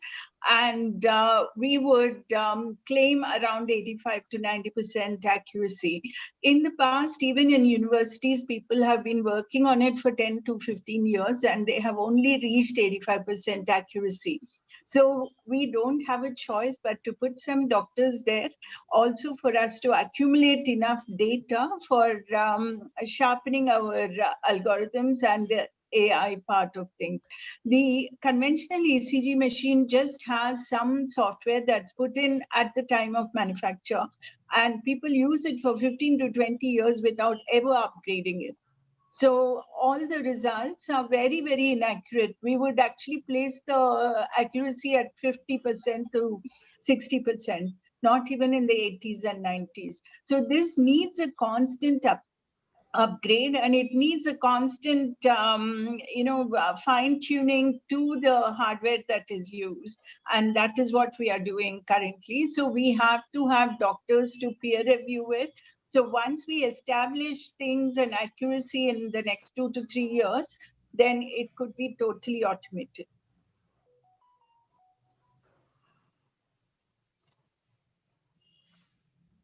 Thank you, And Dr. commercially, you would, so one last question, sorry. Commercially, you would be looking at this as a service that you provide in addition to the device that someone has to pay for? Correct. Yes. So Thank you. pay per patient would be our model, at least for 2 to 3 years, so that we understand our device much better.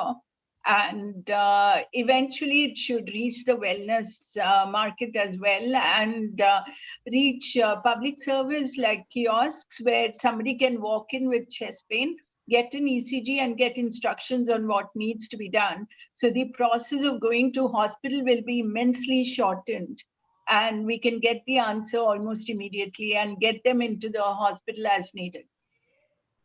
Thank you, Dr. Sugandhi. Thank you for your pitch. We'll call upon the next person, Mehak Malik. Yeah, hi. Can you hear me? Hi, Mehak. Yeah, can you see the slide? Yes.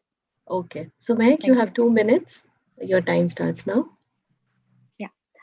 Hi, everyone. I'm Mehak, and I'm building QRP Health. We're a digital health platform that provides sexual and reproductive health services to adults in India.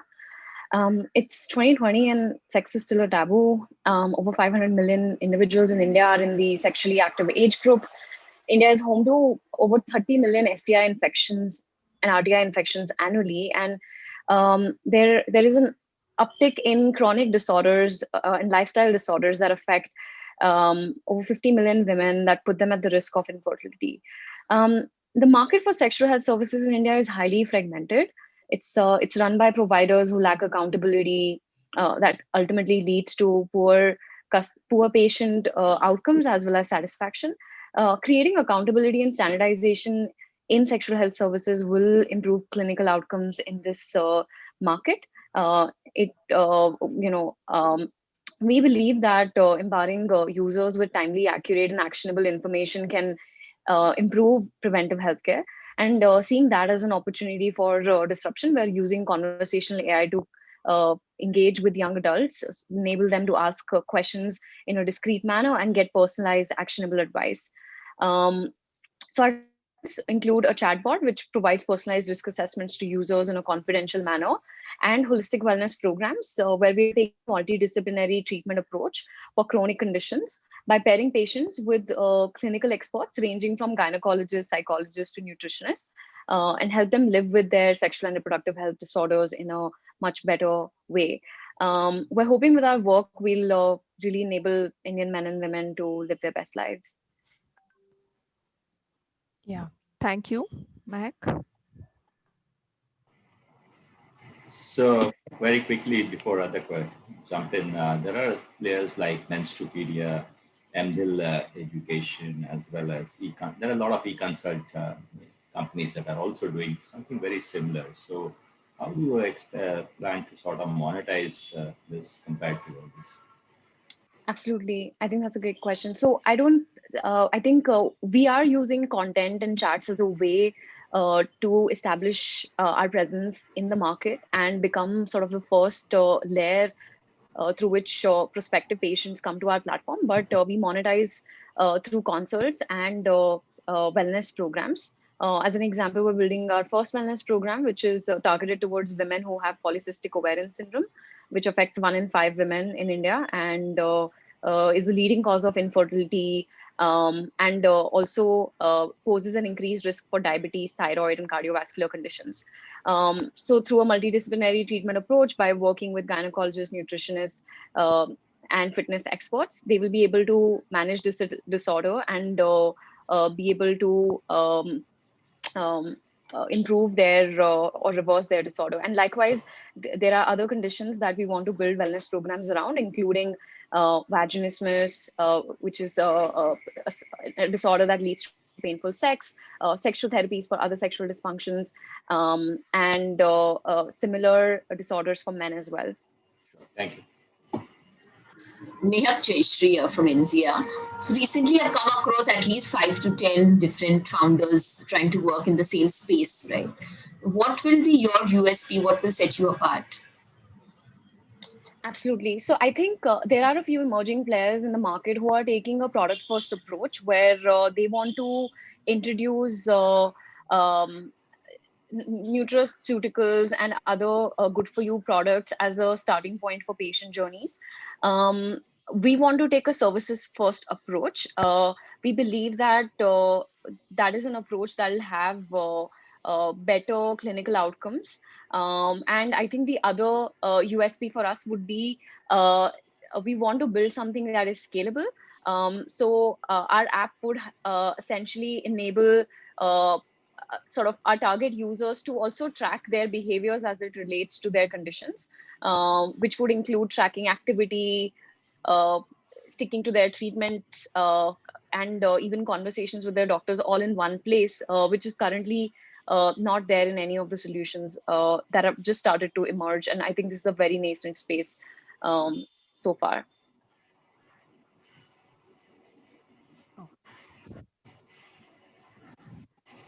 Yeah. Thank you, Mehak. Thank you. Thank you, Jury. We'll go ahead with the next one. The next person is Dilip Shankar. Yes. Dilip, can you see the slide? Yes, I can see. Okay. So Dilip, you can start now. Yes.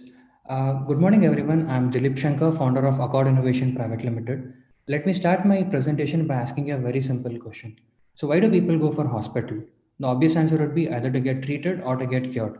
What if I tell you 7 to 18% of the people who go for hospital tend to develop an additional problem during the course of hospital stay called hospital acquired acute kidney injury?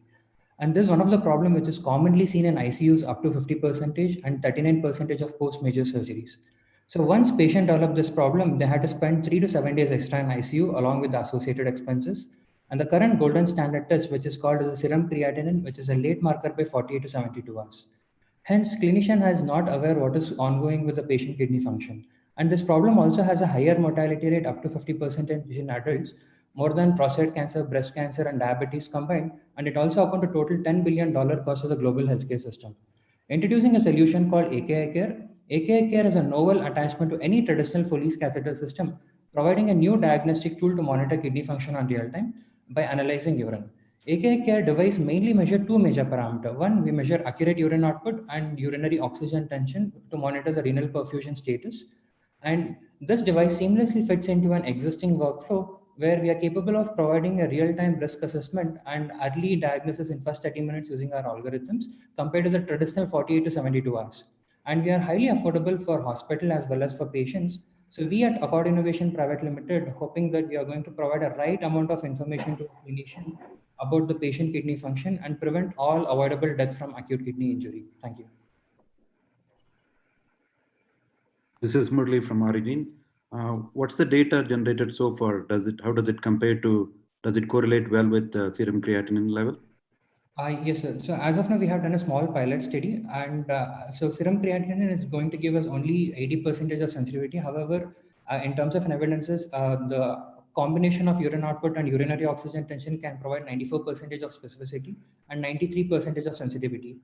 And it is going to be, and there is a lot of evidences which are already available in terms of research. Also, some of the people have done in terms of a validation on humans as well as on animal, and it is giving a very positive data. Hi, this is Nitin here. There are, of course, several, almost 15 biomarkers that have been tested and validated for the same problem. And of course, there's an FDA-approved device that's already in the market, which also looks at the growth factor. So how do you think this particular ratio that you're looking at will compare with some of these, especially the very quick checks in terms of the biomarkers, especially, I should say?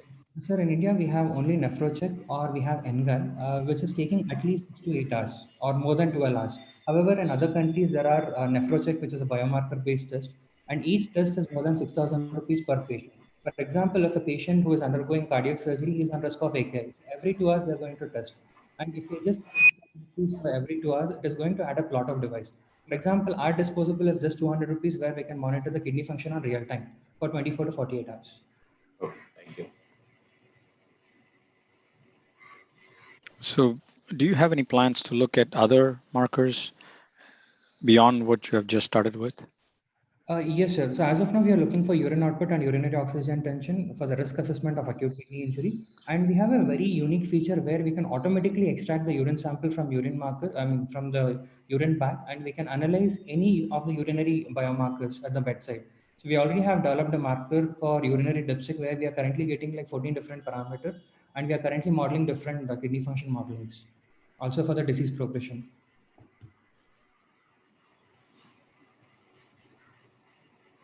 Okay, thank you. Thanks a lot. Thank you, Jury. Thank you, Dilip. We'll go ahead with the next person. I would like to request Dr. Sanjeev Sambandan. Hello, ma'am. Can you hear me? Yes, Dr. Sanjeev. You can see the slide? Yes, I can. Thank you. Okay. So firstly, good morning to all of you. And thank you for giving me this time to present my little idea, which is something called as an edible electronic pill for diagnostics. So if you look at the medical diagnostics state of art at the moment, what you have is you have people going to clinics or doctors or going to an expert to get some very reliable diagnostics performed, which is typically invasive. And the reason why invasive diagnostics gives you reliable results is because your analyte concentrations inside the body are much higher. But at the same time, it uses up the time and energy of the expert, which might be a doctor or some supervisor in some remote area. On the other hand, you have non-invasive technologies, which is like your wearable electronics, which need not always give you very accurate and timely results, but it doesn't need any supervision. So you save on the time and energy, which is a very precious resource. So can we marry these two? Okay, so that's the key idea here. And the idea is to see whether we can make invasive diagnostics not require supervision. And in order to do that, you should make sure that the invasive diagnostic process, which will give you reliable results, is both safe to use as well as easy to use. And therefore, this is the problem that we are trying to solve. Now, our solution is to come up with a sugar pill, essentially, which is building electronics on sugar as a substrate. And it's all packaged into a little standard capsule. And this capsule is swallowed by the user. And once it is swallowed, the capsule goes through the gastrointestinal tract and is triggered at some appropriate point. And it performs diagnosis of analytic or clinically important parameters. It senses different analytes, which could be pH or bleeding in the gut, etc. And after it performs this diagnosis, it radios this message to the outside world. It's in fact radioing the message to a little patch worn by the user outside. It's simply got a coil on it. And after that, the pill is safe and it's digested by the body. So Yeah, the time contents. up. Yeah. So that's my little idea. Yeah. Thank you. Hi Sanjeev, this is Taslim Ayub Sayed here. Yes, So where does this idea stand right now? So right now we have all the engineering in place, so which means that we know how to build an energy source out of sugar. We basically use galvanic cells. We know how to do communication. We have got LC oscillators that will communicate at RF. So all the engineering is done. What we have not touched at all is the clinical trials, which is we now need to take this platform that we have and see whether it can actually perform the whatever's expected inside the body. So we have not started clinical trials at all, but what we have seen is an engineering platform that is reasonably reliable. When you say clinical trials, you possibly would do animal trials possibly first. Animal right? trials, yes. So we will first try it out for, we will first try out in vitro trials for certain specific cases. So if for example, what I imply is, let's say we imply bleeding in the gut. We want to see specificity. pH is easy. pH is something that we can easily do, but we want to be very specific to certain proteins that we want to sense, etc. So once we are confident about that, then we start doing animal trials and human trials. But yeah, so that entire segment is left unattended to. And this is a very quick one. I think yes or no would suffice. This is in a form of an individual right now or in a company form? Right now, it's an individual. Okay, it's research from my lab. Yeah. Thank you. Sanjeev, this is Ashish from Novozymes. Sorry, Ashish, you broke off. Among the analytes you mentioned, which would you prioritize the high? Yeah. Sorry, so for I'm this, saying that among the analytes you have in mind, which are the top analytes? Yeah. So we approached a lot of. Thanks. Yeah, I got it. We approached a lot of GI specialists for this, and we listed out what they feel is useful information for them. And the top three in the list are, one is pH, so a spatial variation in the pH for people with GERD, for example. The second is a microbiome analysis of stool samples, and the third is bleeding in the gut. So these were the three parameters, or clinically important parameters that the GI specialist felt would be very helpful.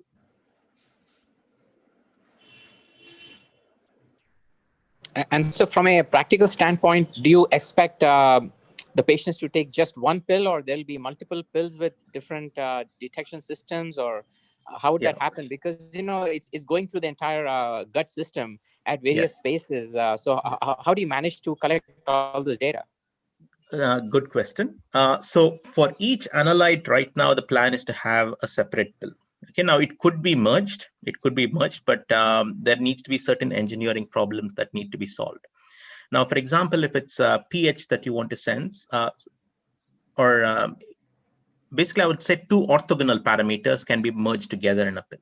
So if it's say pH and detection of some other protein, that is perfectly fine as long as one measurement does not interfere with the other. So that's as long as you have orthogonal parameters wherein one measurement or one parameter does not influence or impact the other one too strongly in terms of sensing. And I'm talking about the sensor. We can package as many sensors onto this one pill as possible. Sanjeev Jaishree from India. Why would this be better than a combination of endoscopy and the other routine tests that are done today? Yeah, again, for a great question. So we already have things like capsule endoscopy, which is let's say like a MEMS device, which has got cameras and swallow a pill. But the biggest USP, the biggest advantage here is you do not need a specialist. Now, let me give you a scenario. Let's say there is a remote area and people are swallowing this once a week, let's say. And what you can do is a doctor sitting far off can now, without interacting with that community, get a statistics or get a feel for what's happening there because of these measurements. So it does not require supervision and it is safe to use. So that is the key advantage you have as opposed to going to a specialist and getting an endoscopy, etc. Thank you. Thank you. Thanks. Thank you, Mr. Sanjeev. Thank you, ma'am. Yeah. Thank you, jury. I would like to go ahead with the next participant, and I would request Dr. Ravi Adgulwar. Can you see the screen? Yeah, can you see your slide? Am I audible? Yeah. Yes, you're audible. So, Ravi, you can start. Yeah. Good afternoon, everyone. I am Ravi Adgulwar, co-founder and CEO of Avisa Myco. Today with me is my co-founder, Dr. Ravi Kumar. We have developed a technology to produce melanin from a proprietary strain of fungus. Melanin is this pigment in our skin and hair which gives its color and protects us from ultraviolet radiation. Melanin is evolution's answer to radiation.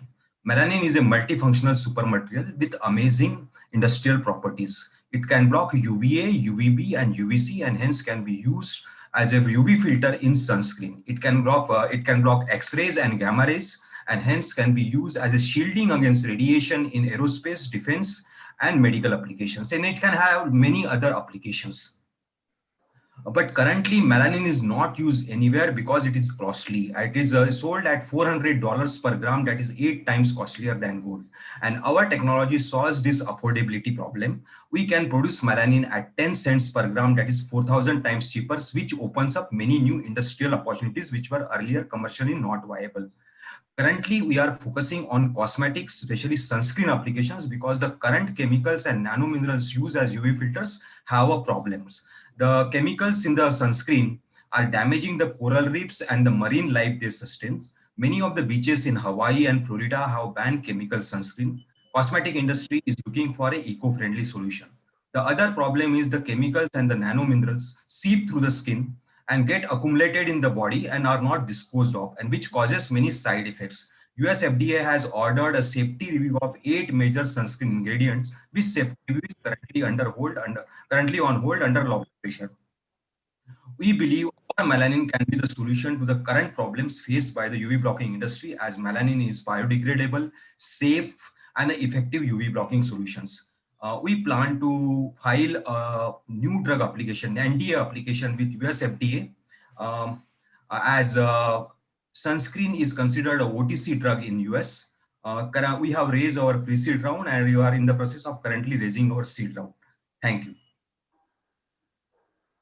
Dr. Ravi, this is Sai with Pfizer. So your the cost that you have projected in your presentation, is that your actual or that's what you expect it to be once you scale it up? Yeah, we have scaled it up to 100-liter bioreactor stage, and this is the cost validated at 100-liter stage, that is 10 cents per gram, but we expect to bring it down to below 1 cent per gram. Eventual target. Ravi, this is Ashish from Nova. Ravi, this is Ashish from Novozymes. Yeah. Normally, microbes make these metabolites as a mixture of analogs and congeners. Is your product a complete clean chemistry, meaning a single compound? Yes. We are getting around 99% purity melanin. Okay. Hello, this is Murli. How does the production of melanin with your method? My second question was that in your... Hello. Yeah, come again. Hello. Yes, Dr. Ashish, you can go ahead with the second question and then we'll take the next jury. Okay, I'm sorry. My second question was that in your video you mentioned that that your target is to get to 95% UV blocking, right? Yeah. And currently you are at 66%. 66%. In the formulation, so melanin can block in the mixture With already 4% of the for SPF 4. Right. My SPF question 4. was that going from 4% melanin in SPF 4, 66% blocking. Now you want to get to 95% blocking. Yeah. And you're already adding 4% of your active. Yeah. How high can you go in your formulation? Yeah, As 4%. such, you see, as such, toxicity wise, there is no upper limit. So we expect we should get a SPF of 30 with around 8% melanin. That is our expectation, but actual results are yet not there. It is a work in progress. Okay, thank you. Yeah, so this is Murali. My question is, there are number of other bacteria also known to produce melanin, bacteria or other microbes. Yeah. How does your method compare or differ from the other reported systems? You see, every living organism produces melanin. But the problem is the melanin is produced in very small quantities, and that too in a cell wall, and some bacteria extracellularly. The USP of our system is it produces in huge quantities, which is unreported. We are the only company which has having this commercial melanin technology. So for melanin technology, we do not have any competition, and we can produce it at a very cheap cost. So that is our USP. Yeah, hi, Ravi. This is Suman here from L'Oreal. You mentioned about the US FDA approvals. Actually, can you just comment on the timeline? Can you repeat? Can you repeat? Your voice is not clear. In terms of US FDA approvals, can you comment on the timelines that are required to register as filter? I could not get your question. Your voice is breaking down. Is this clear? No. Okay. I'll skip this one actually. Sorry. Okay. Yeah, we can. So how is your technology IP protected, Dr. Ravi? We have filed a patent in India and it has been granted. Over and above that, now that patent in India is for process and production. And so now additional patent we have filed in US for around applications of melanin. But we plan to file additional 5 to 6 patent once we complete our seed round. And is your organism is genetically modified or is it as naturally occurring? Right now it is naturally offering, but we plant, so we are in the process of modifying this organism to increase the productivity. Thank you. Thanks. Thank you very much. Dr. Osman, do you want to try asking the question? Is this clear now? Yeah, it's better. Yeah, it's better. Okay. You can ask. Yeah. Yeah, Ravi, you just mentioned about FDA approvals and those things. I just want to understand the timelines that is required to get registered as filters. Do you have any idea about those? Come again? FDA approvals to register as a filter. Do you have any idea in terms of timelines? Timelines, actually we have one consultant in US who is advising us on the FDI approval process. He is also our technical advisors, and based on his input, we have been projected expense of around $500,000 and around 2 to 3 years. Okay. Thank you, Ravi. Thank you for your pitch. We'll go ahead with the next participant. I would like to request Dr. Srisha Malayal. Hi. Hi. Yes, you are. And can you see the slide? Yes, I can. Okay. So you have 2 minutes for your pitch. Yeah. Hi. Hi, I'm Dr. Srisha Malayal, co-founder of Bio and Sustainable Solution, and I hold a PhD from Indian Institute of Science. The biggest environmental concern that we are facing today is the disposal, treatment, and pollution caused by single-use plastic. And that is the problem we are addressing today. Very few alternatives are there in the market today for single-use plastics, and these require minimum 6 months to degrade in the environment, and also in the process release microplastic-like substances and chemicals to the environment. Other alternatives that exist is a polymer made from food-grade starch, again, which pose a direct threat to food security.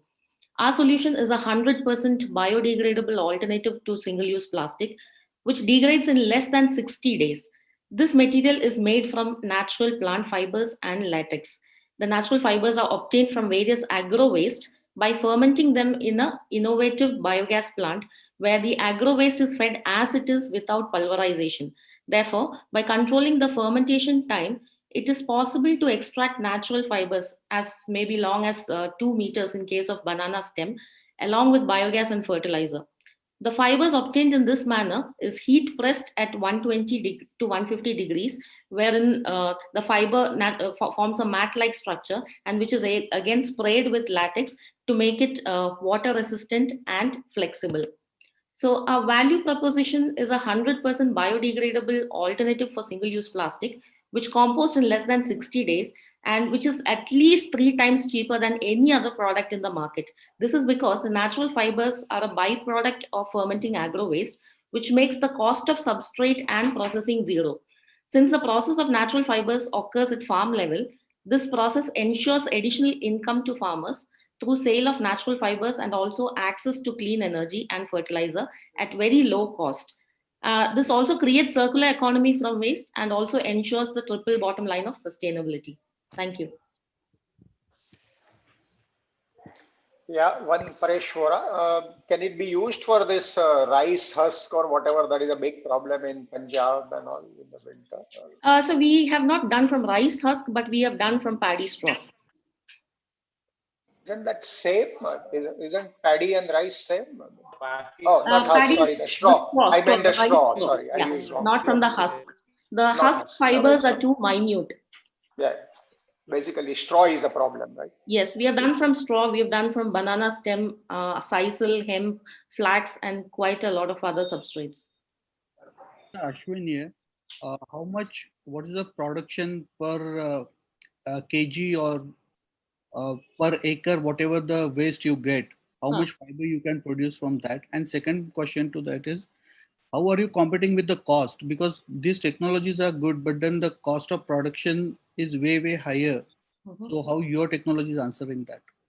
Okay, so your first question. So each ton of agro residue processed, for 1 ton, you will get approximately 100 to 150 kgs of fiber. So this fiber we are mixing in a 2:1 ratio with latex. And we can, so for each ton of agro waste produced, you can make at least 9,000 single-use plastic bags of the size 16 inch by 16 inch. Okay. And the next question of yours was on the cost. See, so here the substrate is agro waste, which is again an issue and people are burning it. So there's no cost for the agro residue and the processing happens using a modified biogas plant, which again, what happens is the fiber is just a byproduct of a biogas plant. The main products are biogas and fertilizer. So there is no cost involved in the substrate and processing, which gives us a upper hand in making it at least 3 times cheaper than any other existing product in the market. Srisha, this is Sai from Pfizer again. If you look at this as a production rather than waste handling technology, the volumes that you need to process would be far higher than what probably you are able to handle now. And if you look at that supply chain, I would suggest maybe you can do the economics for collection and transportation, et cetera, and processing of that waste and truly see whether your cost is competitive with what is available in the market today. Right. So as of now, we have kept at least like 10 rupees for the farmers, wherein we will buy back at 10 rupees per kg of fiber from the farmers, which is a cost which we have decided, which I think may include the transportation cost and all of it. Keeping this 10 rupees per kg, we have estimated that we can still make a 16 inch by 16 inch bag at 1.6 rupees, which also includes a 20% margin. Yeah, this is Ashish from Novozymes. Building on the same question, that the real impact of this will come if you can really scale it up, Right. because you have aspirations to supply to companies like Amazon. My question was on the quality. Depending on the feedstock and the fiber length and composition, your quality might change, right? How would you address that? So we have done, so I basically started this with my PhD from IISc. So we have tested all these possibilities like the tensile strength, the material, almost most of the fibers that we are tested, we are getting an average of a good quality or the similar quality we have got from almost all the substrates we have tested. Hi, this is Karthik from Sangam. Could you just speak about the novelty of the biodigester itself? I'm assuming there's obviously specific feedstock you need, right, with like some level of cellulosic material. Right. But what does an existing biogas plant be able to use it, or do you need a whole new different type of digester to be installed? And can you explain the technology a little bit more? Sure, sir. So we can't use an existing biogas plant because all the biogas plant that exist in the world today is based on the principle that you have to pulverize or make a slurry out of the input material. You have to add water, you have to grind it and then feed it into the biogas plant. In such cases, you won't be able to extract fibers as this length. That is, I'm talking about at least 2 meters from banana stem and all that. So our biogas plant is a specific or an innovative one, and we have to install this particular biogas plant to extract fibers. Here in this biogas plant, we are feeding the material. So if you talk about a banana stem, which is almost like say 2 to 3 meters, the length, we are feeding as it is into the biogas plant, allowing the fermentation to occur. Basically, I'm controlling the fermentation time or the retention time in the reactor and trying to get the natural fiber. So for each type of residue, the retention time is different. For banana stem, I have a optimal retention time of 24 days. Whereas if I take areca husk, it is around 30 to 35 days. Yeah, Dr. Shrisha, the time is up. You can keep your answers brief. Okay, just last question.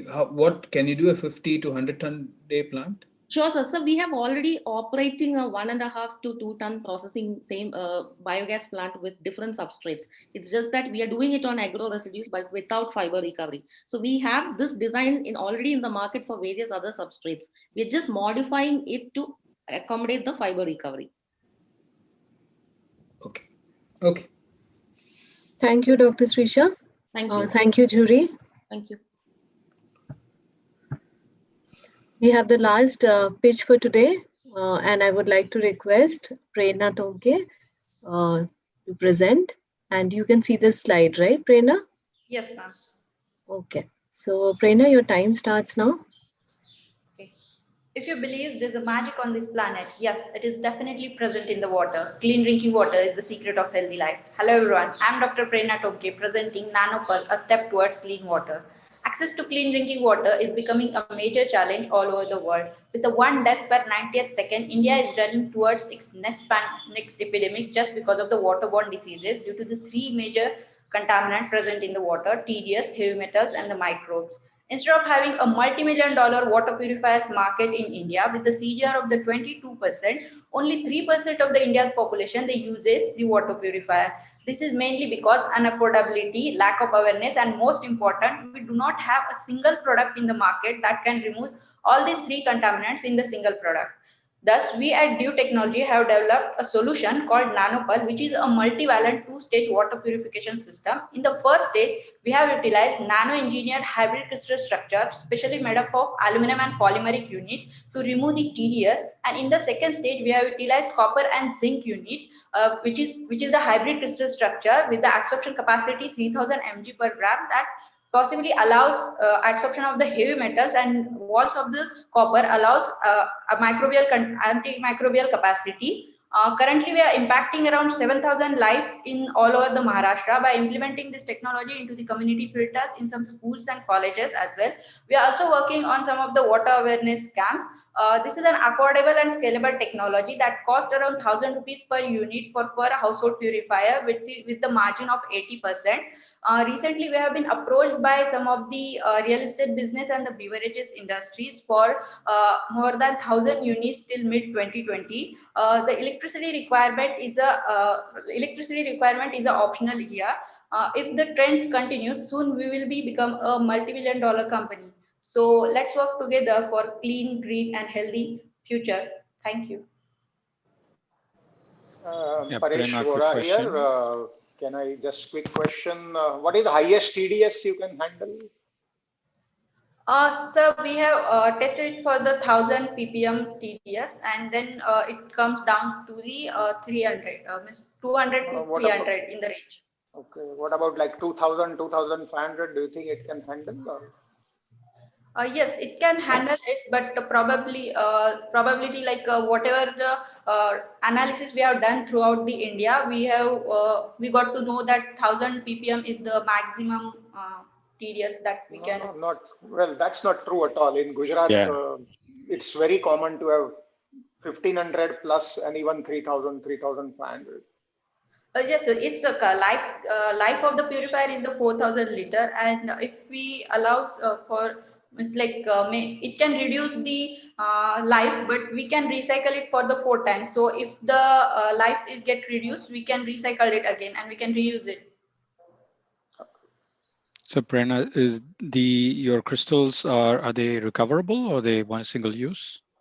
Also, these are the recyclable. Like 4 times we can recycle it. We just need a back pressure wash with the hot water, and we can keep it into the sunlight to dry, and we can reuse it again. 4 times, you say? Yes, sir. Okay, and I'll echo the other gentleman who spoke, right? In my house, the TDS is around 1500 to 2000 right now. So I think you should think about that. Yes, sir. Priya, this is Ashish from Novozymes. You mentioned using an organic framework. Yes, Have you tested that no other components are kind of leaching out into the water sir, actually, over time? Yes. So actually, these are the frameworks, like these are the cage-like materials where after the formation of the nanopell unit. So these are the walls made up of the zinc and copper unit, and also the aluminum and the polymeric unit. So they cannot leach out the compound. It's a cage that is formed with the these are the metal organic frameworks which are very strong bonded and that cannot be leached out in the water, because we are not using any adsorption of other materials on it. We are making a cage out of it. Okay, thank you. Can you do a community level plant, like a village level plant, which maybe 1000 liter per day or something? Yes, sir. Right now, we have already implemented it into the Parbhani district in some of the villages where there are 200 to 400 people are living in one community. We are using it on the community as a community filter. So hopefully, we will be scale up it for more volume as well. And what's the net cost per liter of water? Have you made an estimate for the user? Sir, for 23 liter household purifier, it cost around 1000 rupees. So as it is, it can be for family of a 4 person. We can use it for 3 months. Per liter of water, is there any estimate of cost per liter or per kiloliter or something? No, sir. For per liter, we have not calculated. As if we are working on the water purifier for the like a household purifier. So we have calculated for that. Yeah, that's fine. Yes. Thank you, Prerna. Jury, do we have any more questions? Okay, looks good. Thank you, Prerna. So we have completed all our pitching for today, and thank you all the participants for being here. And I would like to request Nandita to take over. Yeah, thanks, Debolina. I think we did it in reasonably good time. We were, I know, worried that we would go on and how we would manage this. We had also considered actually outsourcing this whole, process to one of the event managers. But I think the team took a good call to do it ourselves and manage it ourselves. So I hope it's gone well so far. Also, if there were any hitches, apologize for that. I think we've come to the moment now where we really have to come, eagerness to find who the winners are. At this point, I would request the jury to, we need to move to the other jury discussion room. You would have also got the link on your cell phones. I think we have sent the other link. You may choose to join that link through your cell phone and stay connected on this so that you don't need to sign in, but I leave it to you. We could possibly move to the other links. So I request all the jury members to use link 2 and join the jury discussion meeting, and then we will come back here. In the meanwhile, I think for the participants, maybe we can show them a short video about the journey of NBEC so far. Also, we are very happy that NBEC has really penetrated into the hinterlands of our country.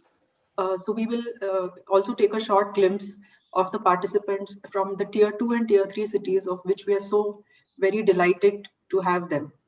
Having said that, I will also go to the jury discussion and request my colleague Debulina to take this forward from here. And all the jury, we will come back here. Sorry, Debulina. It's okay. We will come back here to this link. Please, let's join the other link now. Thank you. We can exit this link right now, Nandi. right? Just quick question. Jury can exit this link and then rejoin, right? Yes, yeah, you can exit and rejoin also. Okay, yes. okay. Yeah. Can do that. Ms. Nandita, just a quick thing, right? Since we've been here since 9:30 or so, can we have a short break before we get into the jury link? We can take a short break. Maybe for both sessions, we can take a break, Debulina, now. And maybe show the videos after about 10 minutes. Sure. Yeah, thanks so much for that. We can just So what time do you want the jury to join, Nandita? So Nandita will be joining with you, with all the jury maybe members. We can join the jury discussion at about 10 to 12. Okay, we'll do. 11:40 now, that's so good. 11:50, 50. Sure. And then come back here after we are done. Sure. Thank you. Yeah, in case you're joining on, continuing to sign in here, I would just request you to put your, be on mute. Sure, for obvious reasons. Thank you. So I would like to request everyone, we can take a break and we'll be back by 11:50. Sure. Thank you, Debulina. Sure.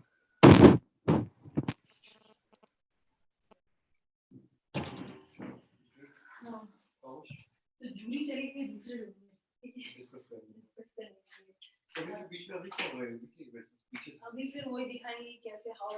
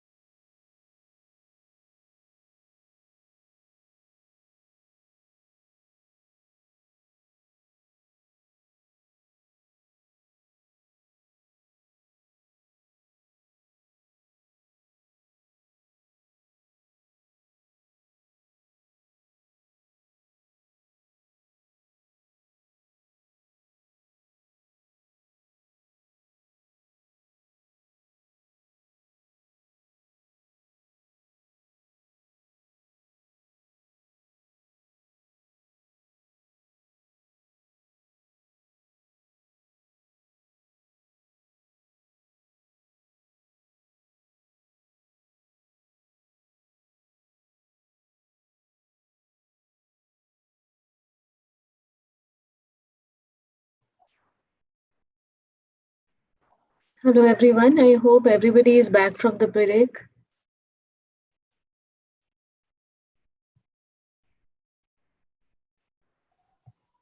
Hello, everyone. I hope everybody has come back from the break. And we are going to play a short video of NBEC journey.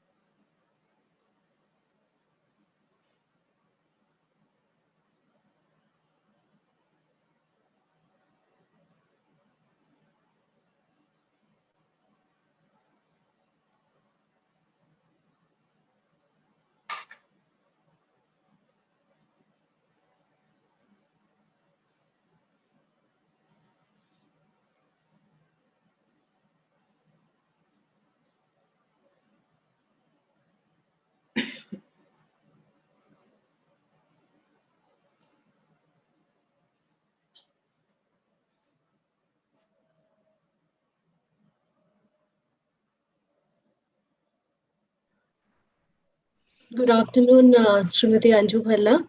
We welcome you here today. Good afternoon.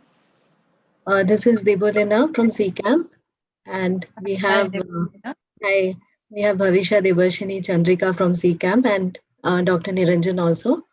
So I was just telling the participants that we are going to share a short video on NBEC journey.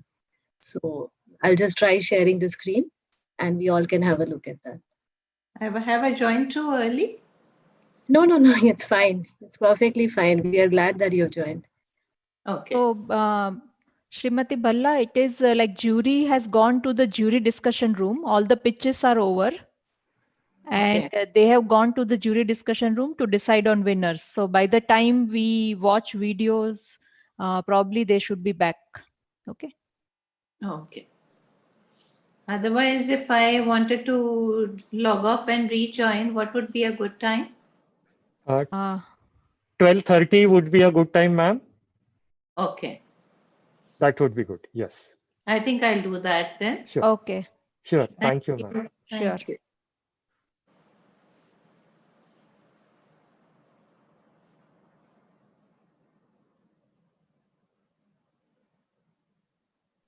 Bhavisha, you can see the screen, right?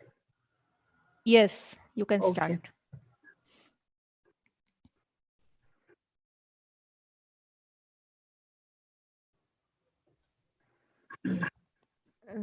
Debolina, we cannot hear the video, audio.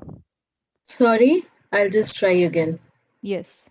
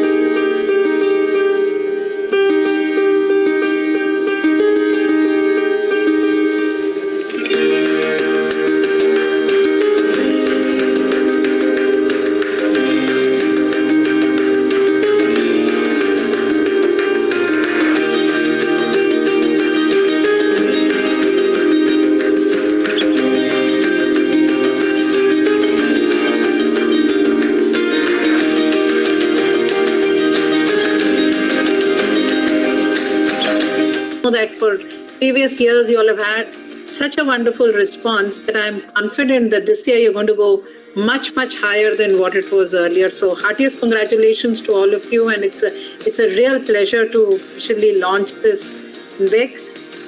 And if these enablers have helped us to reach where we are, today our responsibility is not to move up the ladder one step at a time. I think now it's our responsibility, as we always say, to leapfrog and to be really up there, because that's what India is now, we feel absolutely ready for.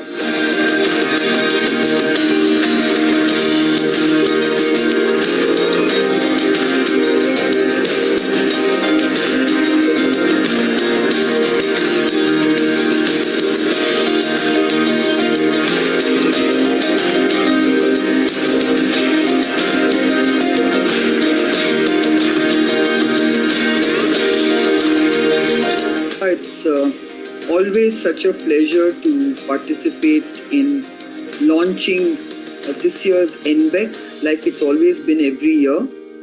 And I've always believed that, translating science into business through entrepreneurship is the biggest testimony to what we can do with exciting science.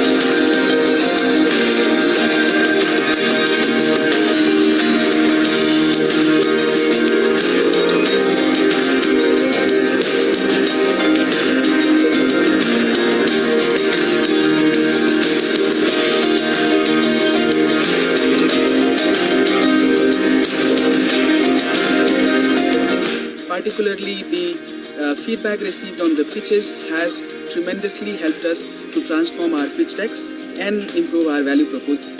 How can I pitch the impact we are creating to the people around? And it has actually developed some pitching skills in me.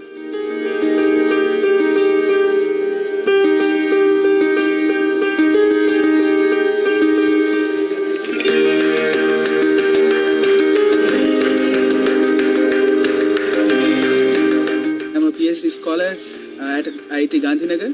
My team is developing virtual reality-based hand rehabilitation and assessment system for stroke patients. Student of Biotechnology, Basveshwar Engineering College, Bagalkot, Karnataka. We are making an ethno-veterinary product against animal ticks using biodiesel industrial byproduct. An early startup based at Patiala, Punjab. We have a novel intervention called Gola Fresh to reduce the post-harvest losses in fruits and vegetables.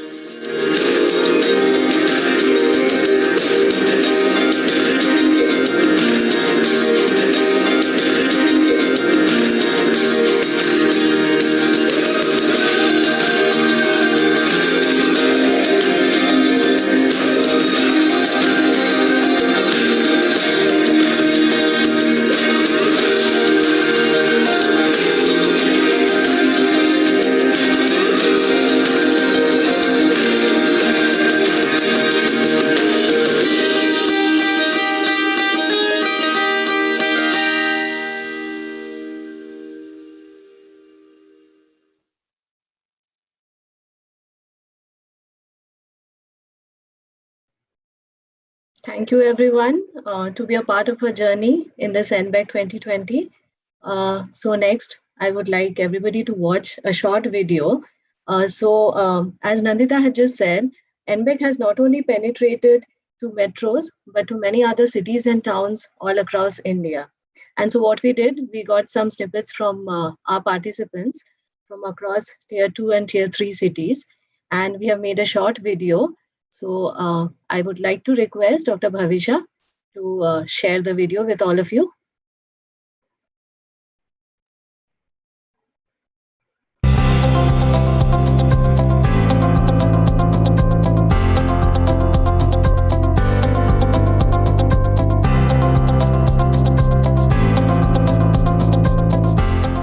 Hello everyone, my name is Chandan Kumar Jha and I am a PhD scholar at IIT Gandhinagar.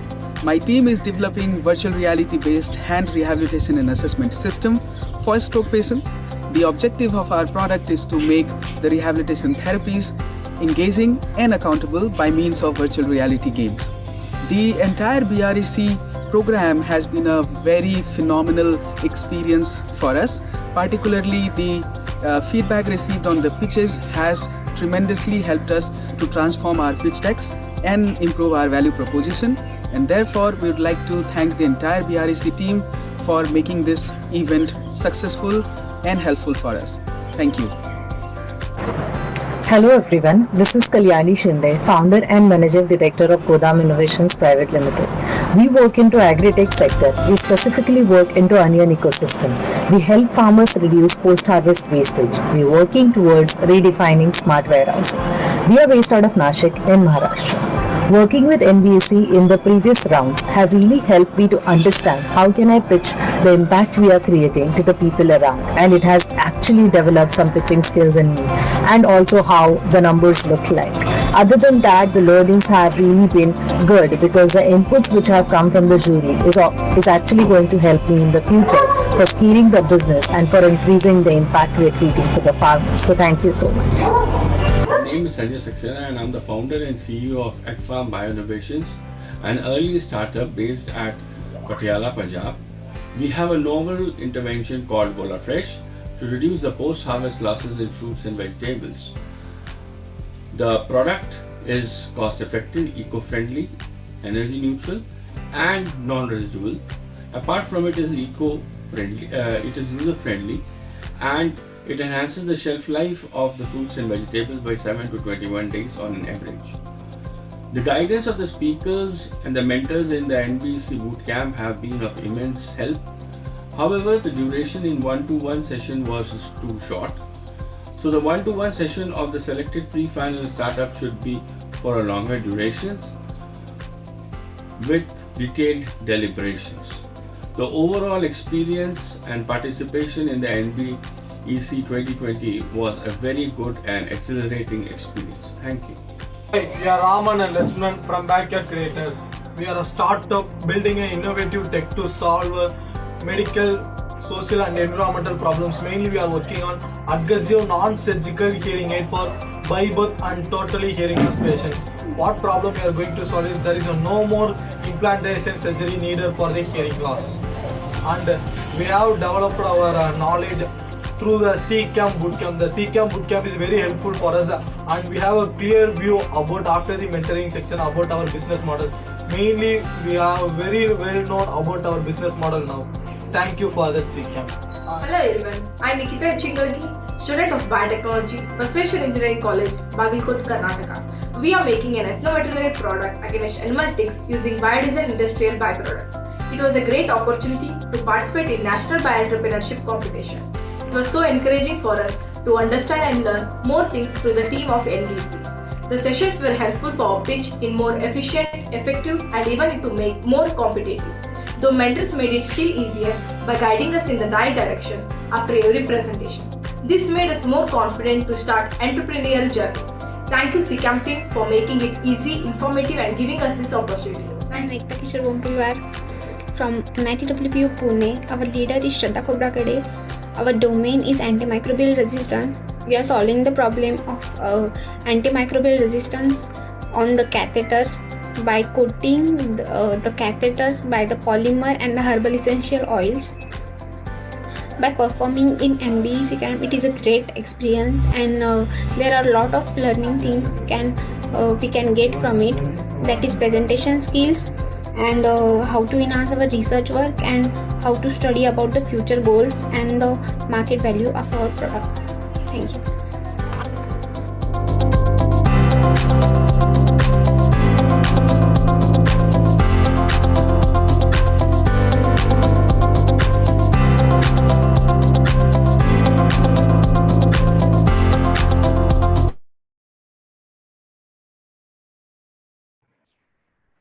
Thank you, everyone.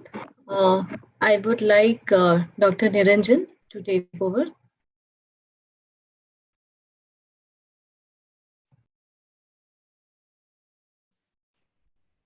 Niranjan, you are on mute. Thanks for telling that, Bhavisha. I think it's been a grueling session for especially the grand finale finalists. We will now take a short break. Our next session starts at 12:30. I'm sure all of us are waiting for the session, so I request all of you to reconvene at 12:30. You can be logged into this link, but we will reconvene at 12:30.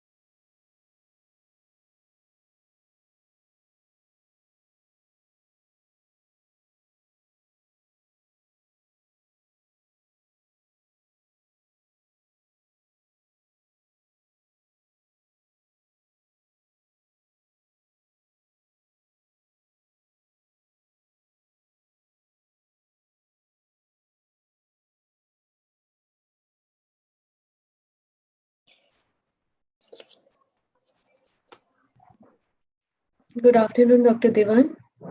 Hello, very good afternoon. This is Debolina. Hi. Hello, Deblina. Hi, how are you? I'm good. How are you? Good. Actually, the jury discussion panel is going on in another link.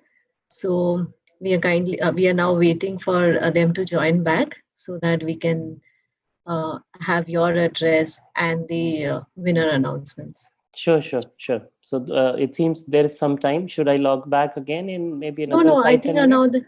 5-10 minutes. Yeah. All right. Okay, sure.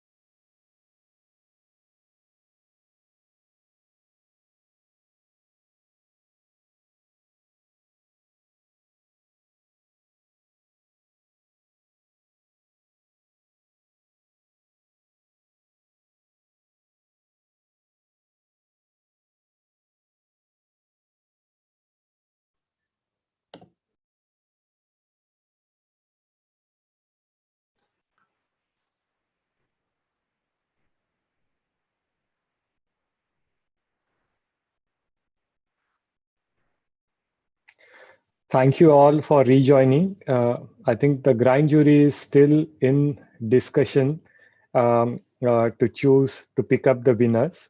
We will wait for a few more minutes. I'm requesting all you to continue logging in and stay tuned.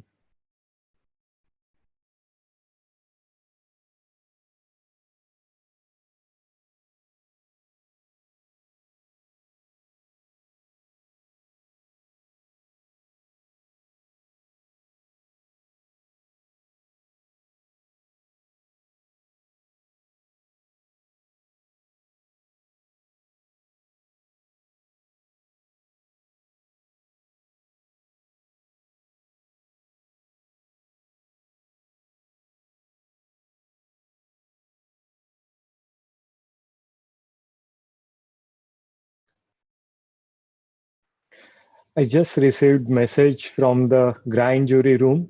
There is a fierce discussion ongoing with respect to picking up the winners.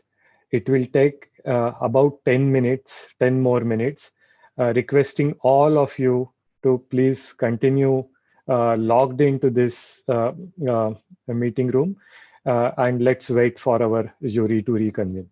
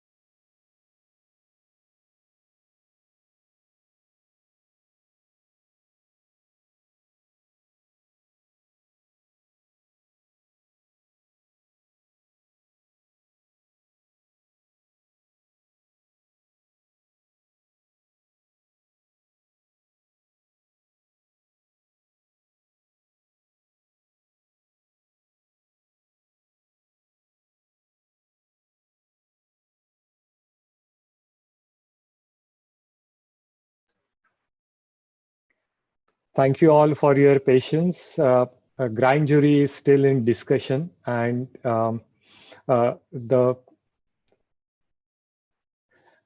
winners are being picked. It is being discussed with grand jury is in another meeting room. In the meantime, I'm requesting my colleague Debolina to play a short video clip on the journey of the National Bio Entrepreneurship Competition. We had played this video clip just about half an hour ago, but not all of you were present at that time. So I'm requesting my colleague to play the video clip again. Debolina? Yeah, sure, Niranjan. I will take a few minutes to start Sure. the video. Sure.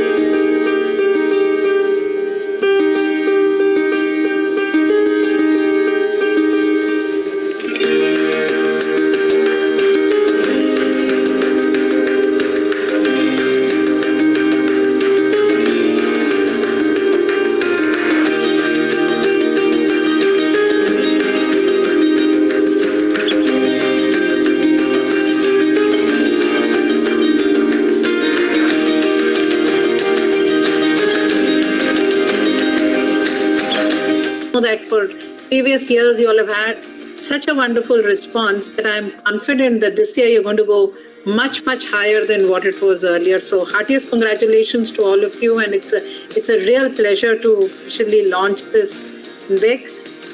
And if these enablers have helped us to reach where we are, today our responsibility is not to move up the ladder one step at a time. I think now it's our responsibility, as we always say, to leapfrog and to be really up there, because that's what India is now we feel absolutely ready for.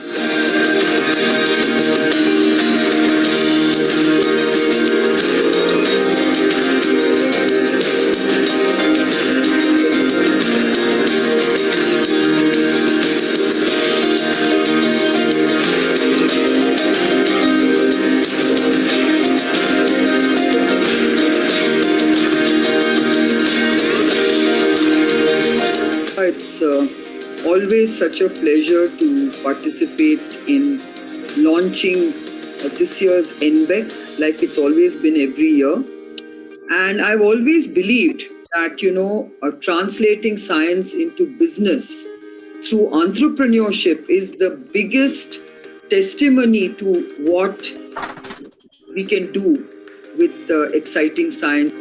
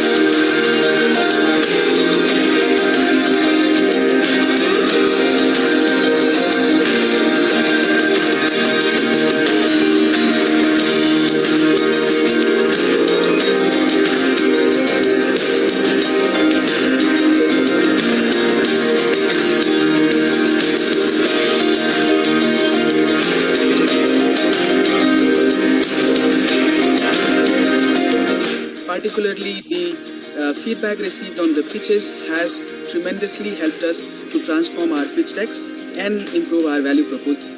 How can I pitch the impact we are creating to the people around? And it has actually developed some pitching skills in me.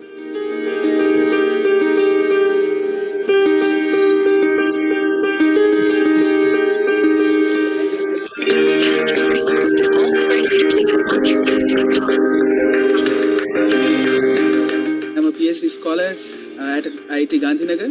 My team is developing virtual reality-based rehabilitation and assessment system for stroke patients. Student of Biotechnology, Basveshwar Engineering College, Bangalore, Karnataka. We are making an ethnoveterinary product against animal ticks using biodiesel industrial byproduct. An early startup based at Patiala, Punjab. We have a novel intervention called Gola Fresh to reduce the post-harvest losses in fruits and vegetables.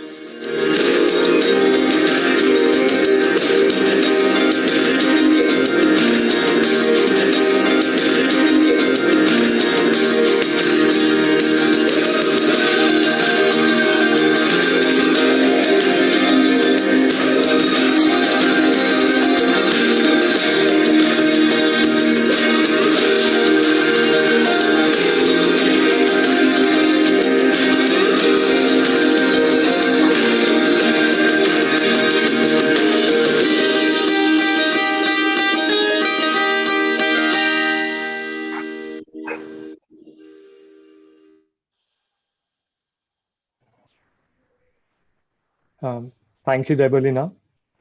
I understand that the grand jury had just finished their discussion, and they are shortly joining this room back again. Let's just give a couple of more minutes, few more minutes, and then we will start.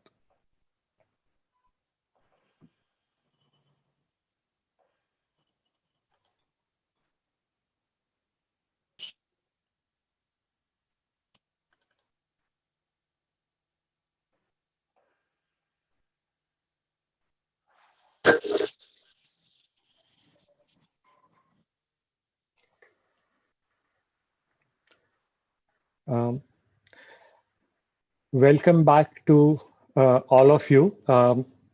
This is the session that we all have been waiting for, the National Bio Entrepreneurship Competition, the grand finale, final session. The NBEC, as we call it, has gone around the country over last 4 months. There have been passionate ideas that have been pitched. The jury have asked some difficult questions. There have been passionate counter arguments, and this has happened over multiple rounds. Today is the culmination of that process. As one of the grand jury members very aptly said earlier this morning, that reward is the journey. And the final is all of you. You have gone through this NBEC journey over last 4 months, and I hope that this experience has been rewarding. Nonetheless, this is a competition and there must be winners. And today, this session is when we will announce them. Well, we know the winners, but you will have to wait for just few more minutes before we make those announcements. I'm now inviting Dr. Taslim Arif Sayed to welcome this August gathering. Dr. Taslim Arif Sayed is the CEO and Director of Center for Cellular and Molecular Platforms, CCAM, India's premier bio-innovation hub. A neuroscientist by training, Dr. Taslim is a strong proponent for deep science-led innovation and research translation in the Indian bio-innovation ecosystem. PhD from Max Planck Institute, Germany, and trained in management for biotech innovation at QB3 at University of California, Santa Cruz, UC Berkeley, and UC San Francisco, USA. Dr. Taslim has been spearheading CCAM's efforts and building of this biotech innovation ecosystem through CCAM over the last decade. I'm now inviting Dr. Taslim Arif Sayed to welcome the gathering.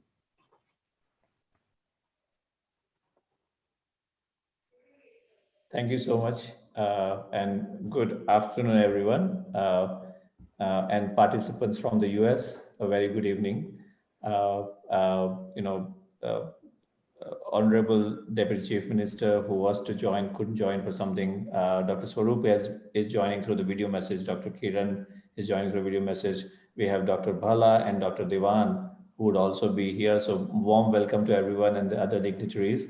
It's an absolute pleasure to get into the final session of the NBEC 2020. I'll just try to share a very few quick things in terms of the effort largely that we are putting it together. So as you know, CCAM is based out of Bangalore, but through its efforts, we have innovations and presence across India. And the broader and the larger mandate of CCAM has been to foster deep science research and innovation. For last 9 to 10 years, we have been doing it. And as we grow forward, as we build further, as we take more innovations to society, I think what is meaningful is that the people are being served through that. And to be able to achieve it, we'll have to work on the ground. And NBEC is one of the classical example of working on the ground and unearthing the talent of India's bio entrepreneurship, from any state and every union territory of India.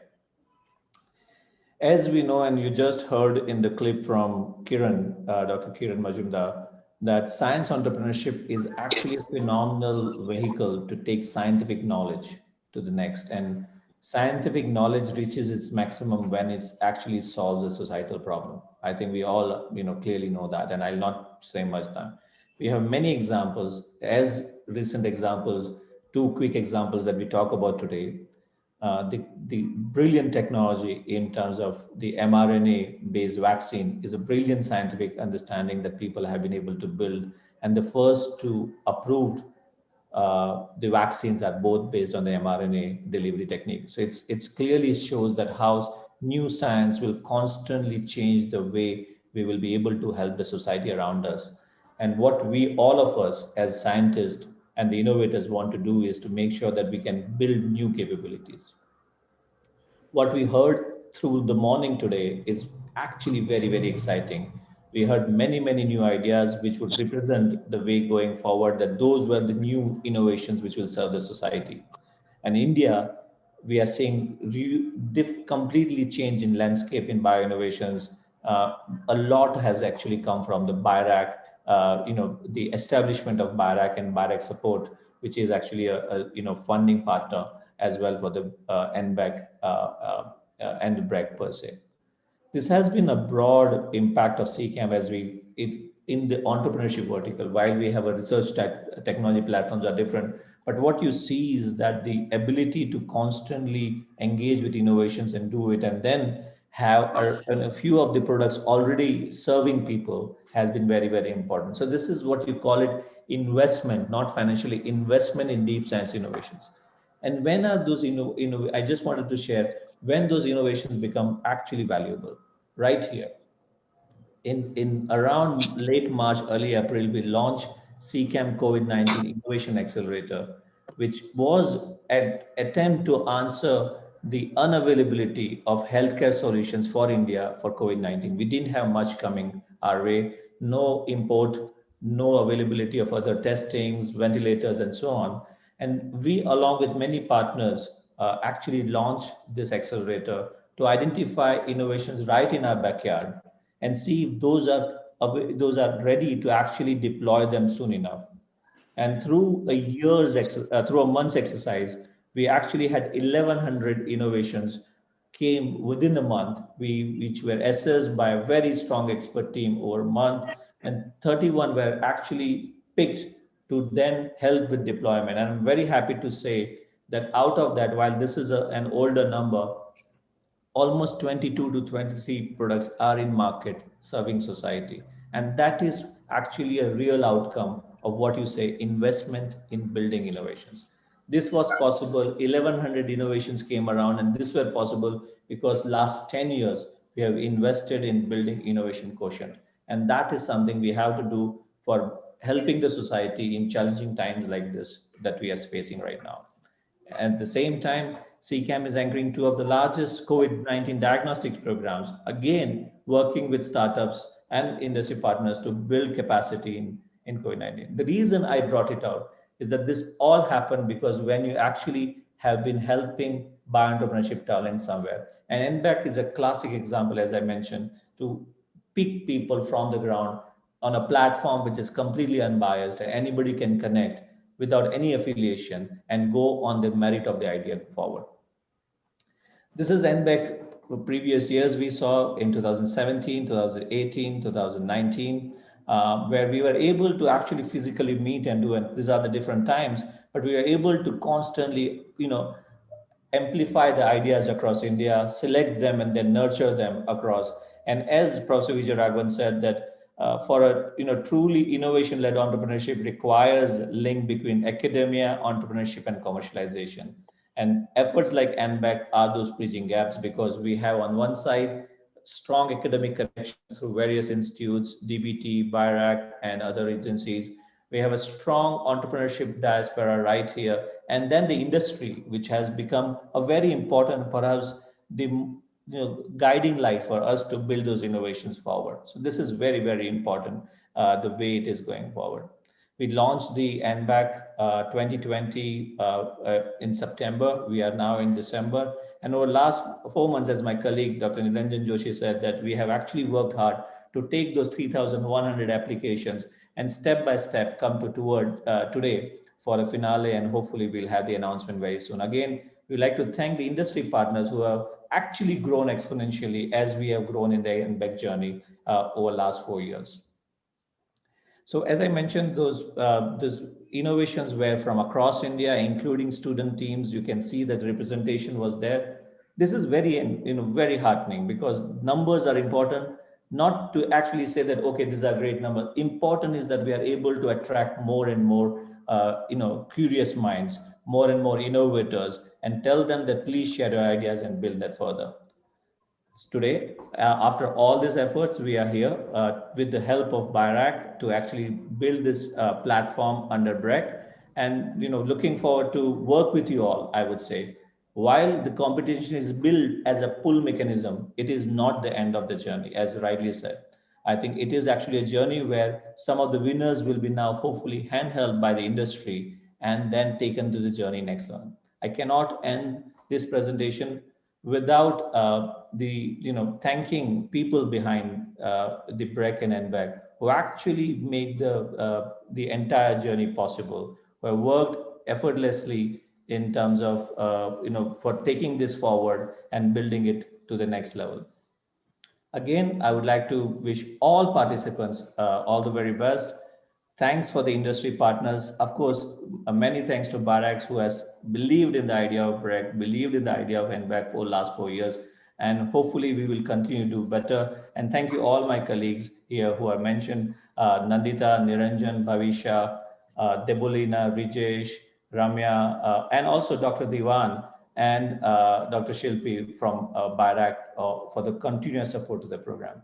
Wishing all the very best to all participants and innovators. CCAMP is here to work with you. This is just a platform for us to come together, and I think journey starts now. We look forward to engaging with you. All the very best. Thank you.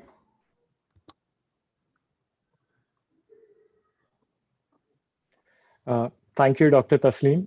Thank you for those introductory remarks and also your thoughts on investing in innovations, especially in the context of the COVID-19 pandemic. I think we all have gone through a very difficult year, and that is when we should start understanding and investing into the innovations. The time starts now. So thank you for those thoughts. I am now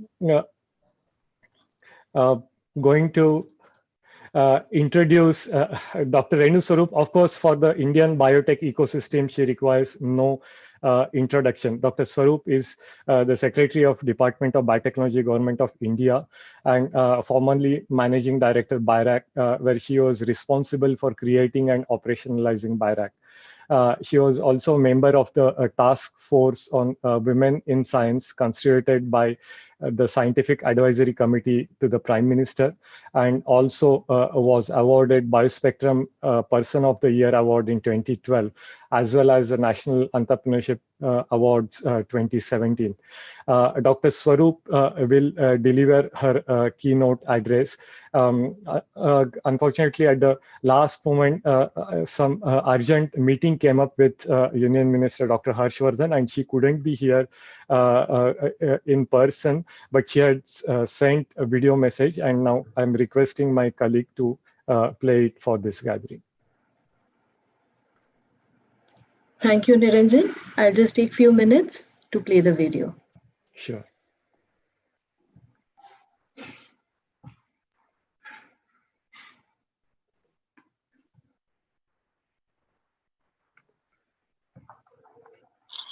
Heartiest congratulations on this grand finale of the NBEC.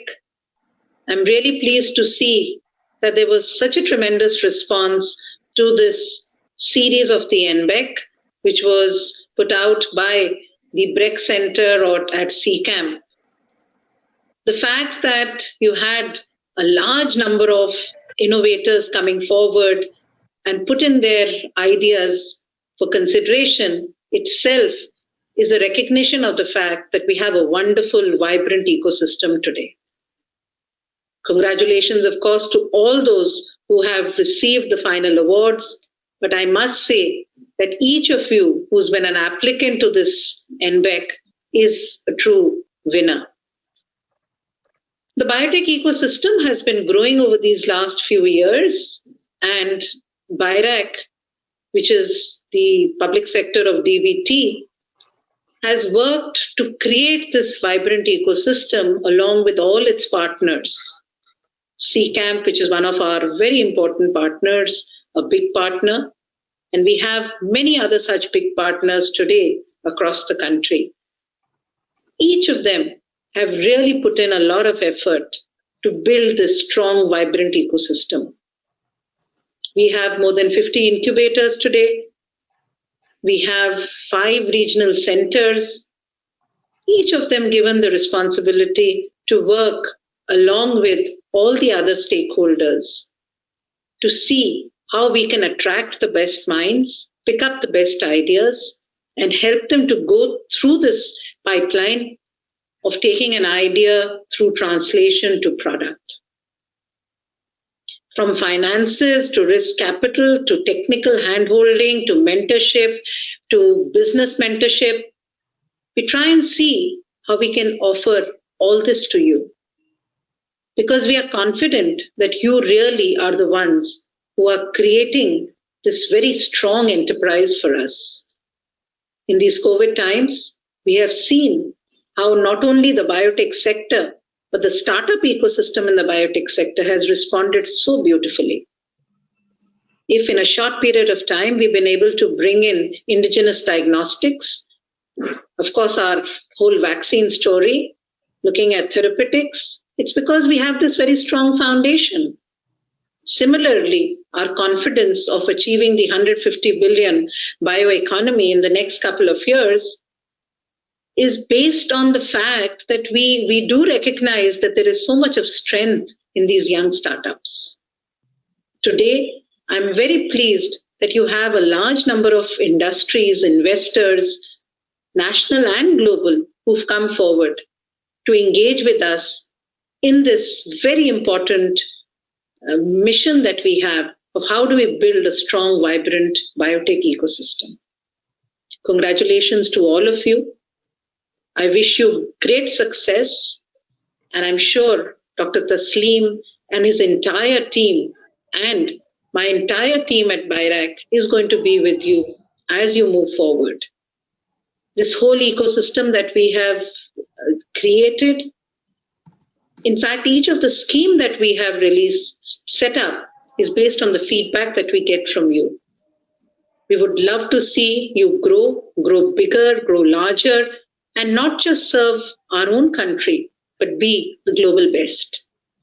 That's really what our ambition is, that India is going to be self-reliant and Atmanirbhar Bharat, not just for India, but for the world. And we are confident we can do it. We are confident that you will deliver. And that is really what our expectations are. This award today is a recognition of your effort, a recognition of your strength, and a very important step in that ladder of success that you are working towards. So enjoy this moment, feel proud of your achievement, and also work towards getting better and better. Our effort is not just scaling up the ecosystem, but sustaining it. And scalability and sustainability would only happen if we have all stakeholders working together and bringing in not just the large numbers, but the quality of innovation. And I think that's what we are trying to get. You bring in large numbers of innovators, they must be of quality, and we must be able to deliver at the global best standards. So good luck. Once again, congratulations, and we look forward to you to being much, much, much greater in your endeavors. Thank you so much. All the best. Thank you, Dr. Swaroop. Atmanirbhar Bharat, not just for India, but for the world. Be the best in the world. I think those are the inspiring words that we take from her message here. And I'm sure that the NBEC participants, the finalists, the winners, and the whole ecosystem that has converged here today, we will walk under the guidance of Dr. Swaroop and follow these words. With that, I now have the honor of introducing another well-known face of the Indian biotech industry, Dr. Kiran Mazumdar-Shah, the chairperson and managing director, Biocon Limited. She is hailed as the pioneer of biotech industry in India. She received two of India's highest civilian honors, the Padma Shri and the Padma Bhushan in 2005. Over the years, she has received many distinctions, not just in India, but across the world, including Time Magazine's 100 most influential people in the world, world's 25 most influential people in biopharma, and the only Indian on Forbes list of world's self-made women billionaires. Dr. Kiran Mazumdar-Shaw has been the constant presence in all the previous three grand finales of National Bioentrepreneurship Competition. She couldn't be here today, but she has sent her video message as the special address, and I'm requesting my colleague now to play the address. Yes. लघु अब तो वो 15 minute में announce करने वाले हैं. May I request to mute the other microphones, all Hi, the other everyone. participants. I'm most disappointed that I can't join you for this year's National Bio-Entrepreneurship Competition, which promises to be a very vibrant and exciting event. And I'm delighted that this year's jury chair is none other than Nitin Deshmukh, who has been one of the finest and most astute investors in the biotech sector. I myself have been a recipient of his venture funding, and I have seen the way he evaluates, assesses, and invests in biotech companies, most of which have been outstanding successes. COVID-19 has created a huge number of opportunities for the biotech world, and I'm sure that all of you have come up with some very exciting and innovative ideas. This year has seen a surge in the number of bio-IT companies, bio-medtech companies, and of course biotech companies themselves in the vaccine area. So you can see that this is the most sought after sector. This is a sector that many venture funds are looking to investing in. And this year's NBEC program is going to be very, very exciting from a jury point of view. And of course, I wish all the winners all success in their efforts to take their ideas to the market. So all the best and keep the biotech flag flying. Thank you. Thank you, Dr. Kiran, for those encouraging words. We will, with your guidance and assistance and support, we will keep the biotech flag flying. Thank you.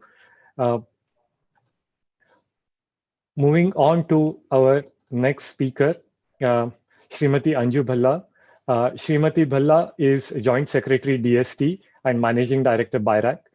She joined Central Secretariat Service, Government of India in 1990 and has varied experience from her work in the Ministries of Commerce, Industry, Culture, Women and Child Development, and Power. She is postgraduate from St. Stephen's College, Delhi University.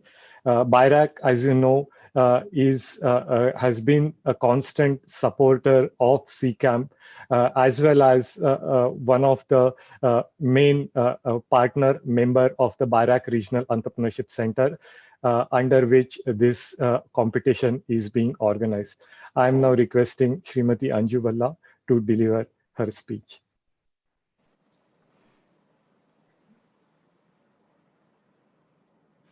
Thank you, Nilanjan.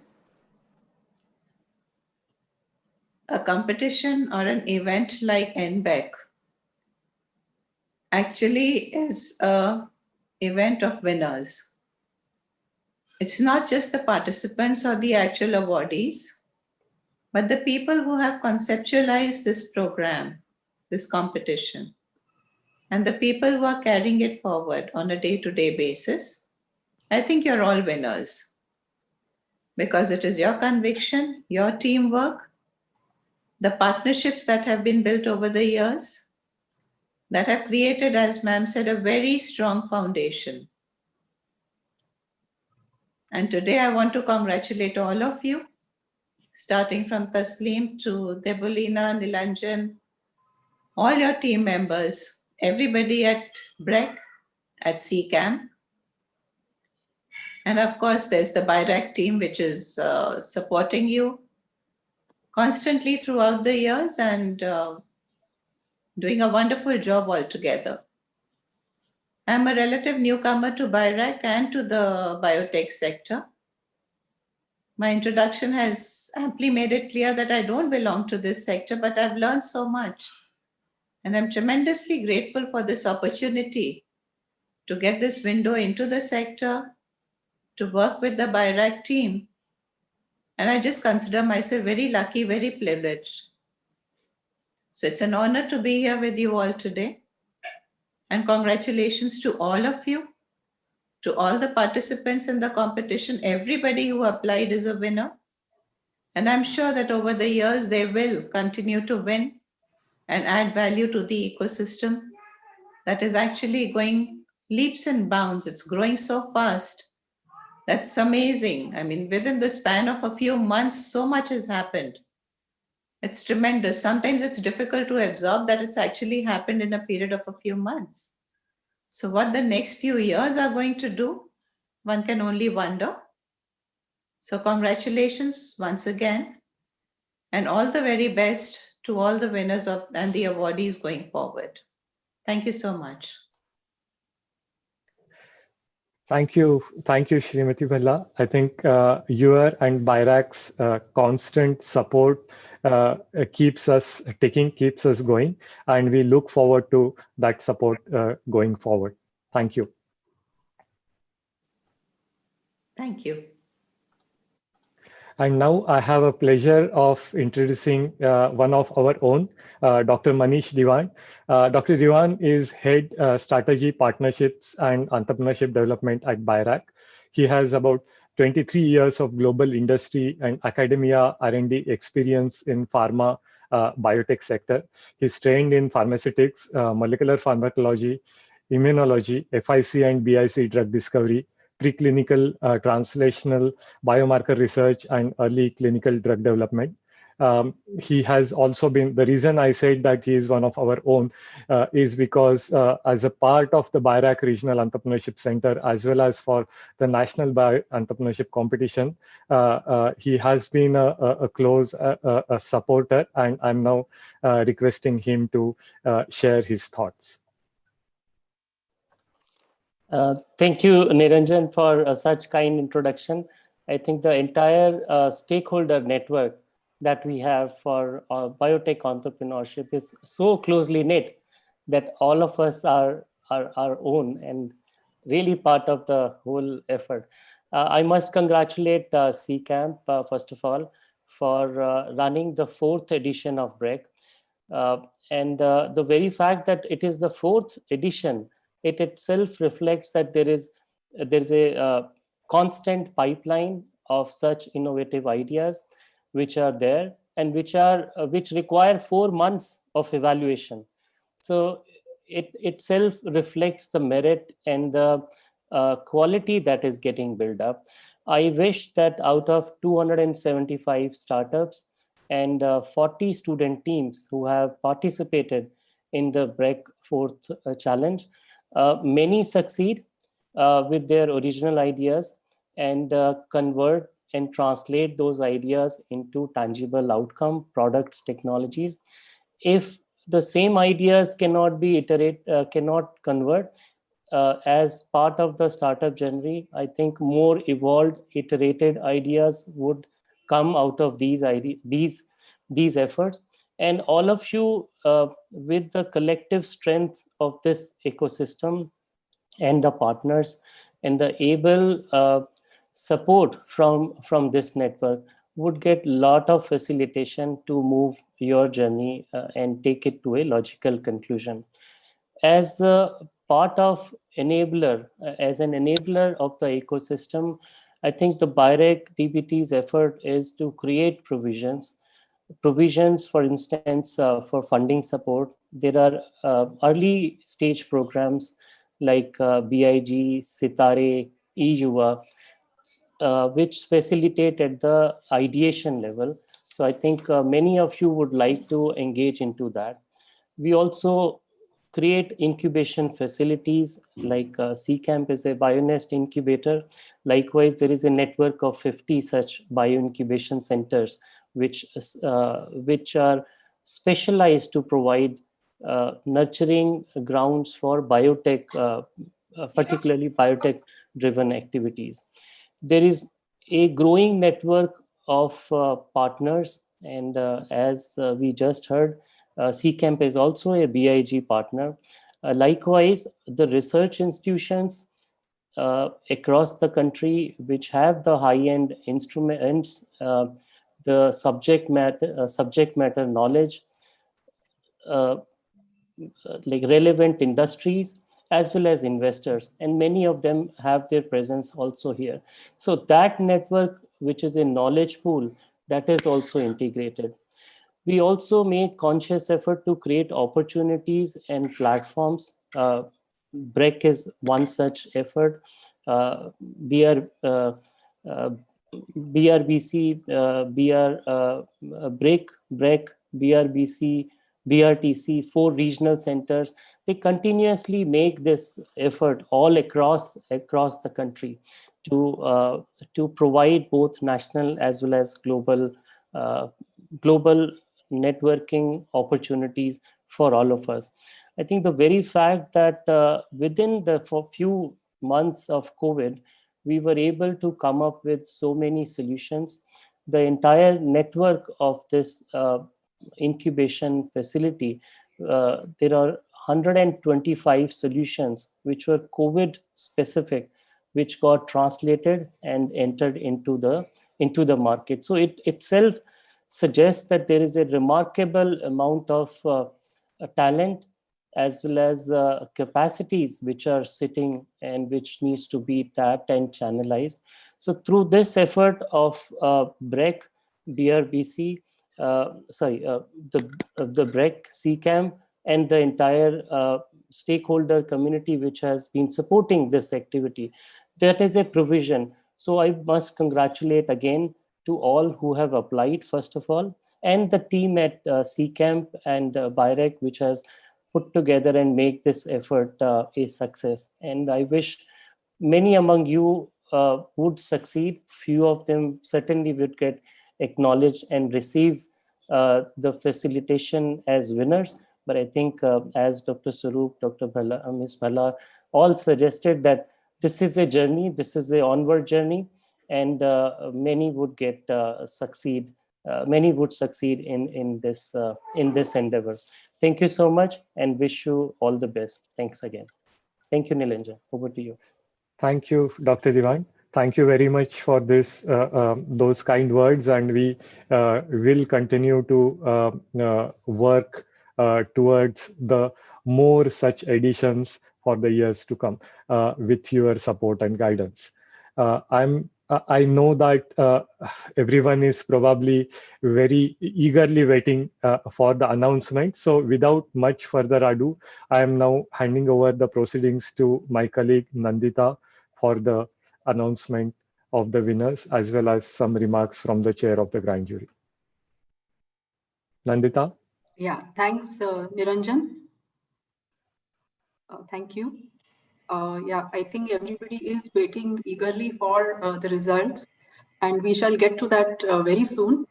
Before that, would be delighted if Dr. Anand Deshpande, he was the chair of the student panel jury. As you know, this year we had a separate track for students and a separate track for startups. So we ran the student track in parallel because of the limitations of these online platforms. So if I can request Dr. Anand Deshpande, founder, chairperson, and managing director of Persistent, to make his jury remarks. Thank you very much for inviting me. It was a real pleasure to be part of the jury process. I want to first congratulate all the participants of NBAC and especially the student participants that we saw. Their work that they had done was amazing. The videos were really good and their presentations were extremely good. So I want to thank them for that. I also want to thank the CCAMP team for all the work that they did, and my other fellow jury members, Sapna, Ravi Bhola, Naganand Doraswamy, who did a lot of work to help the process through. I must say that, we had about 10 finalists who were there, and it took us a lot of effort to come down to the top 3 winners. We spent a lot of time, and actually most of the proposals were really, really good. So I must commend the students for the work that they had done. I just want to mention that, all of you have good ideas and use this opportunity to get some feedback from the rest of the team, but don't give up even if you don't win the award. So I want to wish you all the very best. And thank you very much for inviting me. It was a real pleasure to be part of it. I'm equally anxious to know the winner. So I'm going to stop here and not waste too much time in getting this going. Thank you very much. Thank you, Dr. Deshpande. The chair for the startup jury was Nitin Deshmukh, but really he has said that he really didn't want to come between the announcement and the his remarks. So without much ado, let me just check once more with Nitin if you would like to say something. No, thanks, Nandita. I know everybody is anxious for the to know the awards. I really appreciate. Thanks for the opportunity to actually represent the very distinguished jury panel today. We had very great presentations, I must say. And most importantly, I'm very happy, of course, with the numbers that we've seen, 3,100 plus this year. And most important, the other thing was also the industry partners that we saw this year. Number of industry partners have increased, as well as I saw great enthusiasm from investors to actually pick part some of the investments today, which unlike in the past, and we received great enthusiasm this time. In fact, I was also tempted to actually shortlist two in this year. Really goes to reflect the quality of presentations and the business plans that were presented in Toto this year. I was very impressed with all the videos that were sent, almost 18 business plans. I went through each one of them. I was absolutely top class, I must say. In fact, compliments to all the mentors at the boot camp to get them presented right, because that's very critical. It's also both from a content, number of slides, and the communication. I think all were very well done, I should say. Clearly, it's always a very difficult exercise for the jury to choose the best amongst the good, whatever.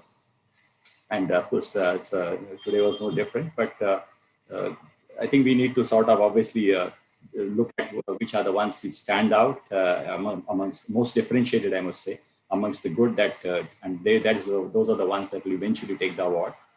Clearly, I applaud all and celebrate these award winners, besides all those who made it to the finalists today. I really appreciate it. It was a great, I really enjoyed the entire presentation sessions. And I'm sure it will be a great encouragement to all and an inspiration to all the participants also at the same time. So congratulations to all the winners as well as the finalists. And great, thank you. Thanks for that. Thanks. Enjoy the day. Yeah, thanks, Nitin. I was reminded of Jeffrey Archer's novel, First Among Equals. So I think that's what we are going to see. Let me just take some time to share my screen before I can. Is my screen visible? Yes. Yes. Yes, Nandita. Yeah. Okay, I hope I'm able to get this right. So here we go. The Persistent Award. We are first announcing the student team awards. The Persistent Award for 5 lakhs goes to Tanish Sridhar.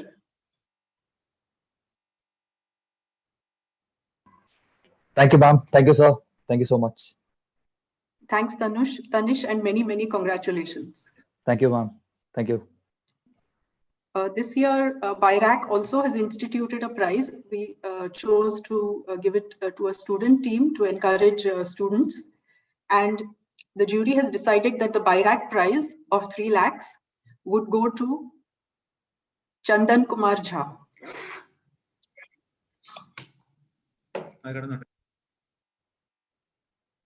You're on mute, Chandan. We would like to hear you. Yeah, thank you. I'm speechless. So thank you so much for the award, and thank you so much for this entire experience. It was really a great experience for us and a great learning, and we'll continue to take our product forward. Thank you so much. Thank you. Congratulations. Thank you, madam. Nandita, would you like to maybe in a line or so also let us know what the project and what's the product look like? Yeah, sure. Maybe they can say it. Yes. because I'm actually juggling two slides. So Yes, I would like Tanish to take a minute and explain your product. Tanish, please unmute yourself.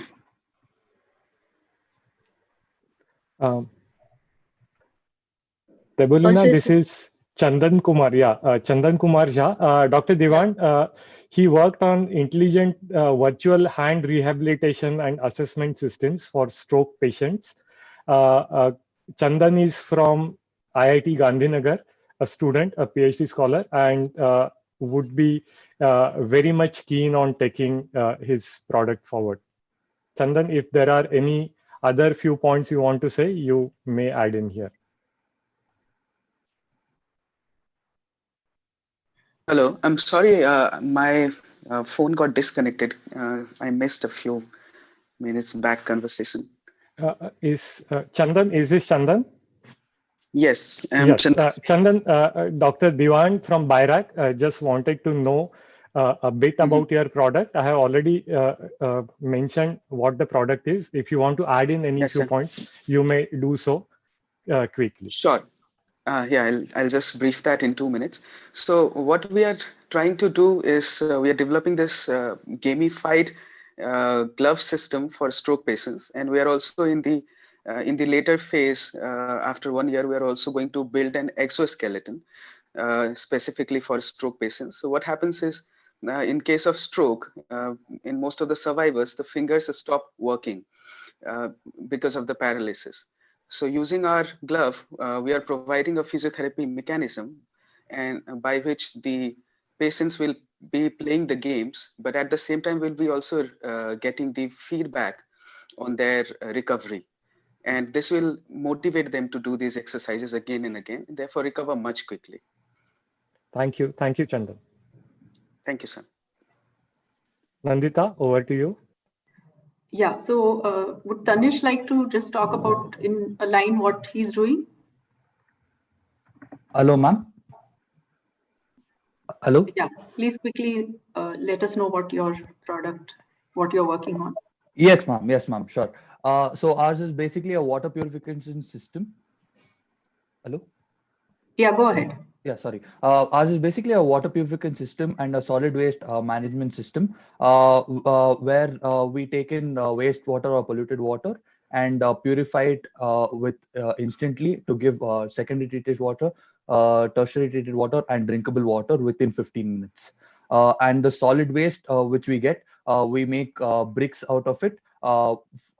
From the revenue of the bricks or the profit from the bricks, we compensate with the purification cost, water purification cost, and so making our whole process a near zero cost wastewater treatment process.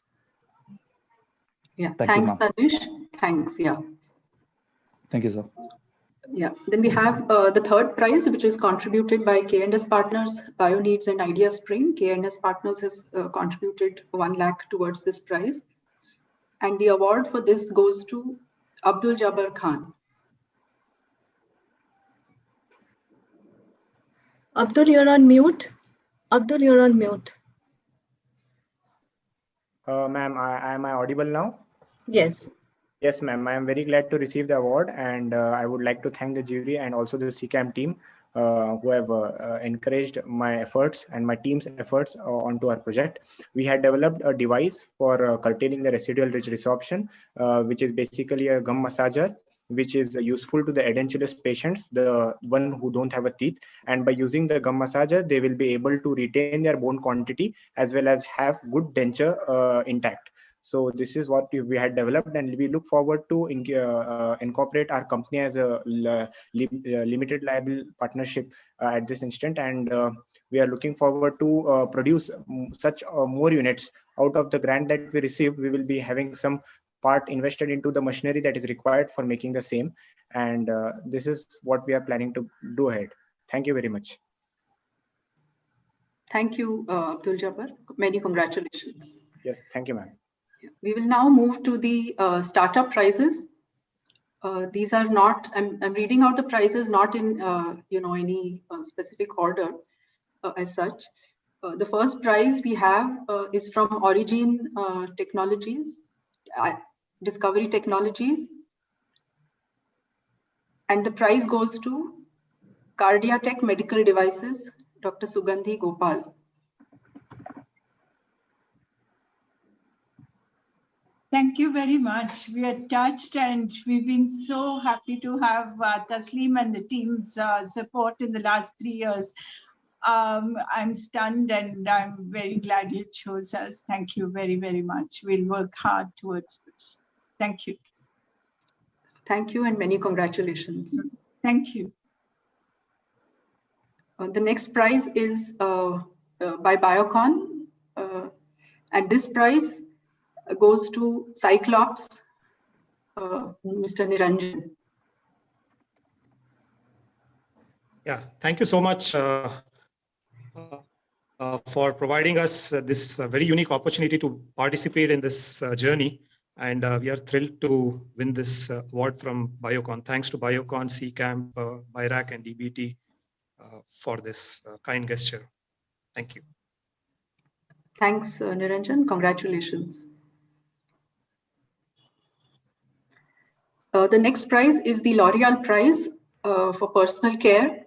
And the winner of this is Avisa, Ravi Adgulwar. Hello, am I real? Thanks, Nandita. Thanks, BIRAC, and thanks, L'Oreal, and all the people involved for choosing us. I would also like to thank my co-founder and the Bionest Kochi team for their continuous support for the last 3 years. Thank you very much. Thank you and congratulations. The next award we have is the Ankur Seeds Award in Agritech, and this goes to Agritech Nikhil Das.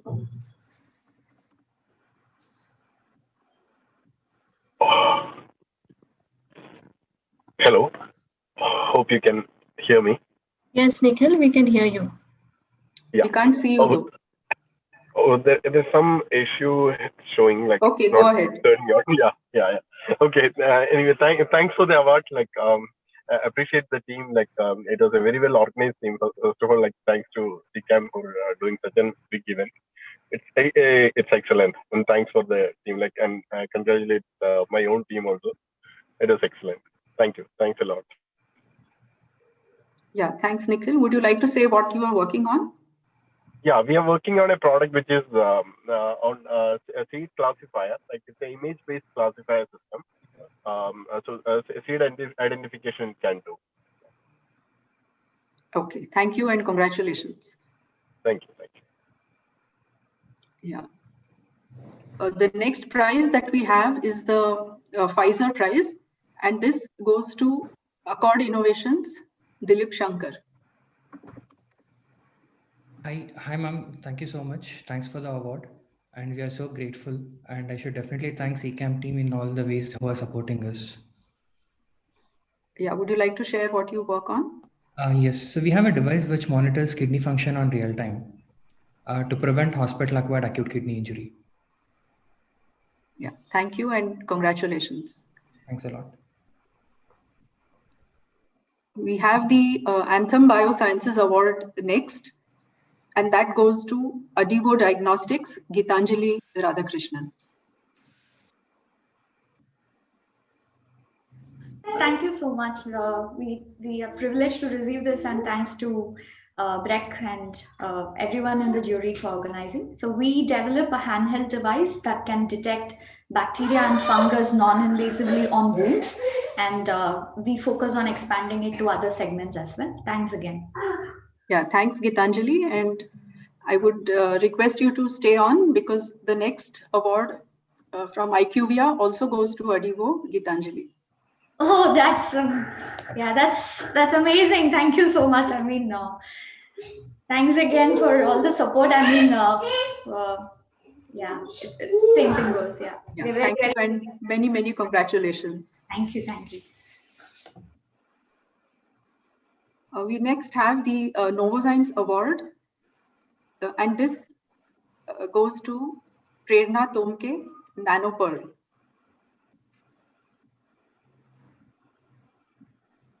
Thank you so much. Thank you so much for the we are touch. Actually, we are working on the water purification solution, which is all-in-one unit to remove the tedious heavy metals and microbes in the one unit only. So thank you so much, Breck, and also the CCAM team for this award. Thank you so much. Thanks, Prerna. And I think I will have to ask you also to stay back because you also get the Win Watson Award for your work. So thank you so much. It's really, we are touched to receive these awards. Thank you. Thank you so much. thank you and many congratulations. Thank you. We also have a Win Award for in maternal and child health, and that goes to Sascan Meditech, Subhash Narayan.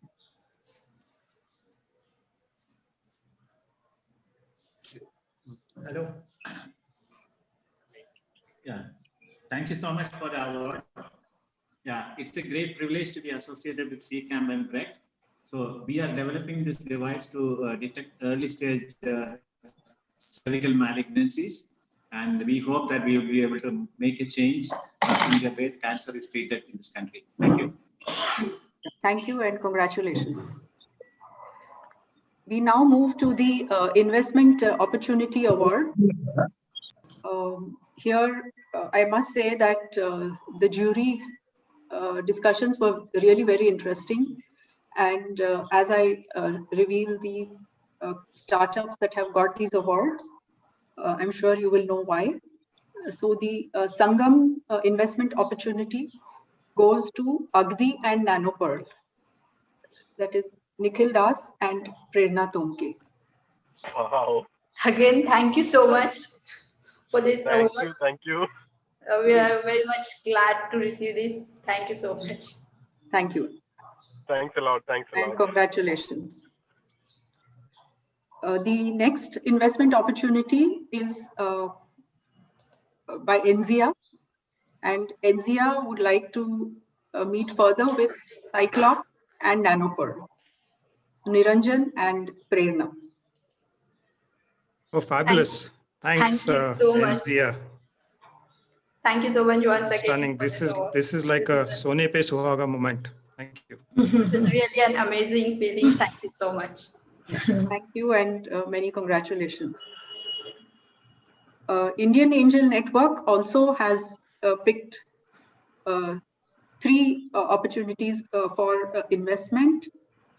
Quizens, Srishti Batra, Cyclops, Niranjan, and Cardiatech, Dr. Sugandhi Gopal.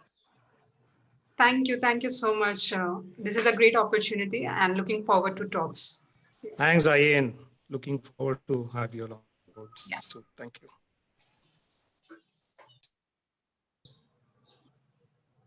And Sugandhi Gopal, Dr. Sugandhi Gopal as well for the Indian. Yeah. Thank you so much.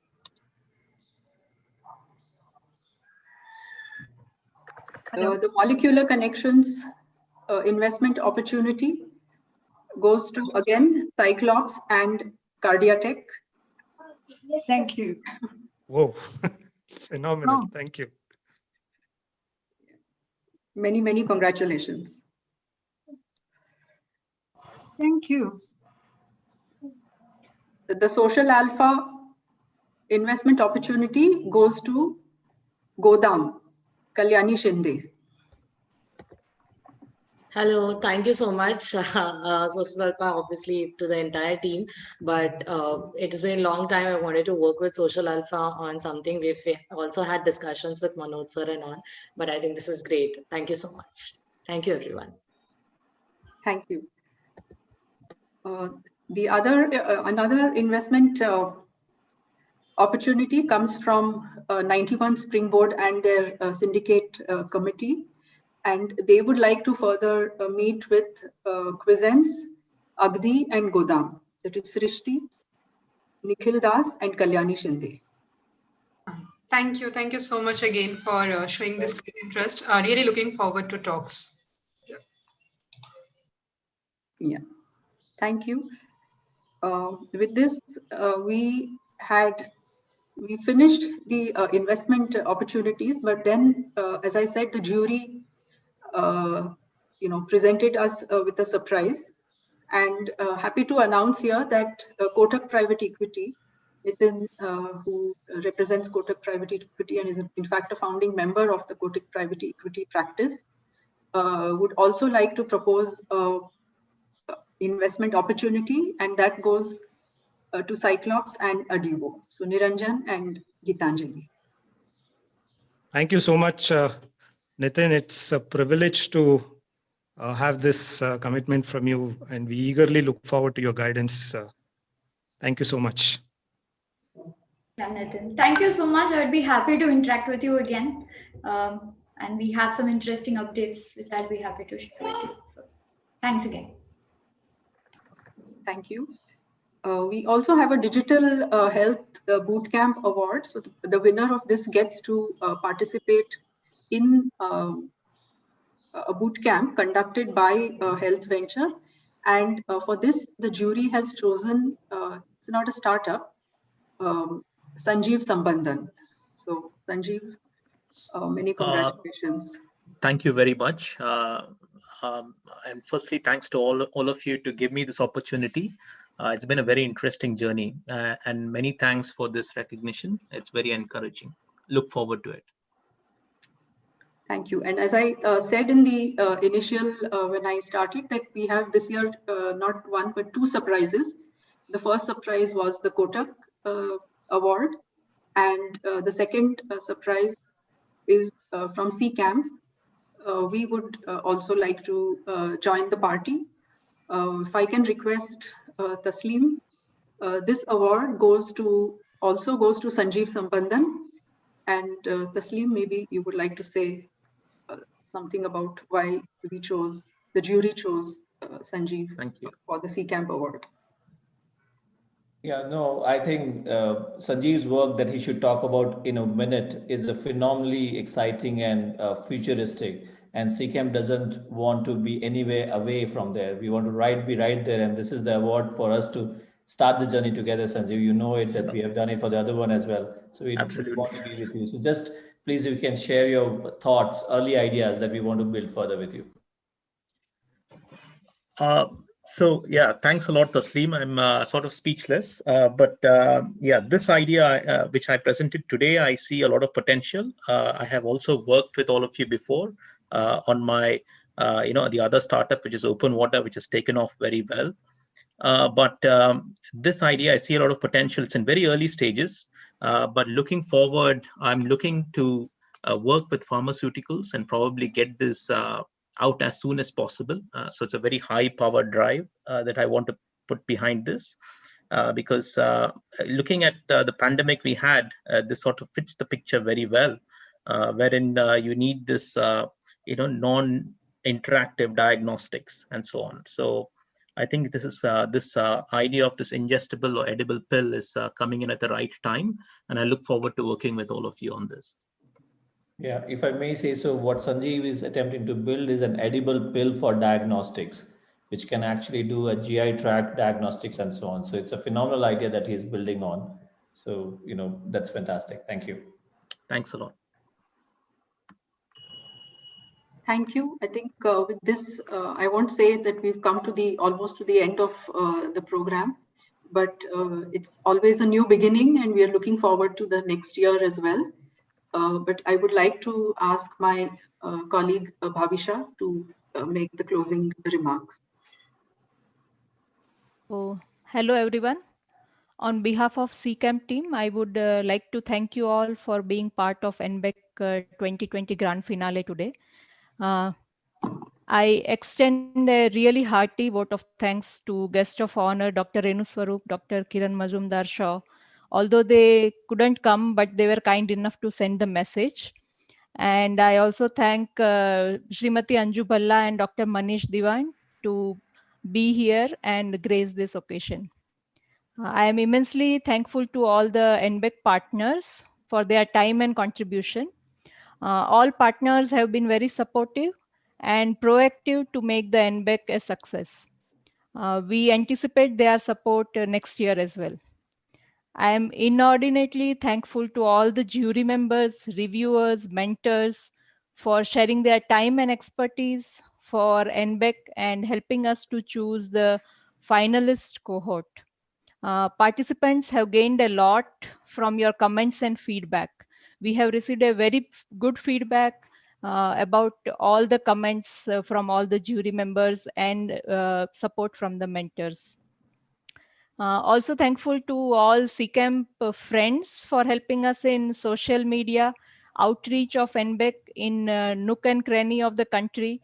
It was, as you all know, it was very difficult this year that like with COVID, we couldn't go anywhere for outreach, but like I have, me and my colleagues, we have written to almost all the friends, families and all CCAM friends. We have bothered you by WhatsApp messages, social media, that kindly promote NBEC. So thank you all for doing that.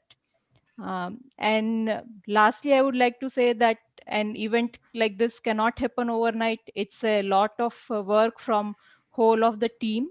At CCAMP, we are very fortunate to have a wonderful dedicated team to successfully run this flagship event. So thank you, Dr. Taslim, Wing Commander James, and CCAMP team for being supportive and proactive. And thank you one and all for joining today. Have a good day. So we will close this meeting in about 5 minutes. We will be happy to have your feedback in the chat. Thank you all.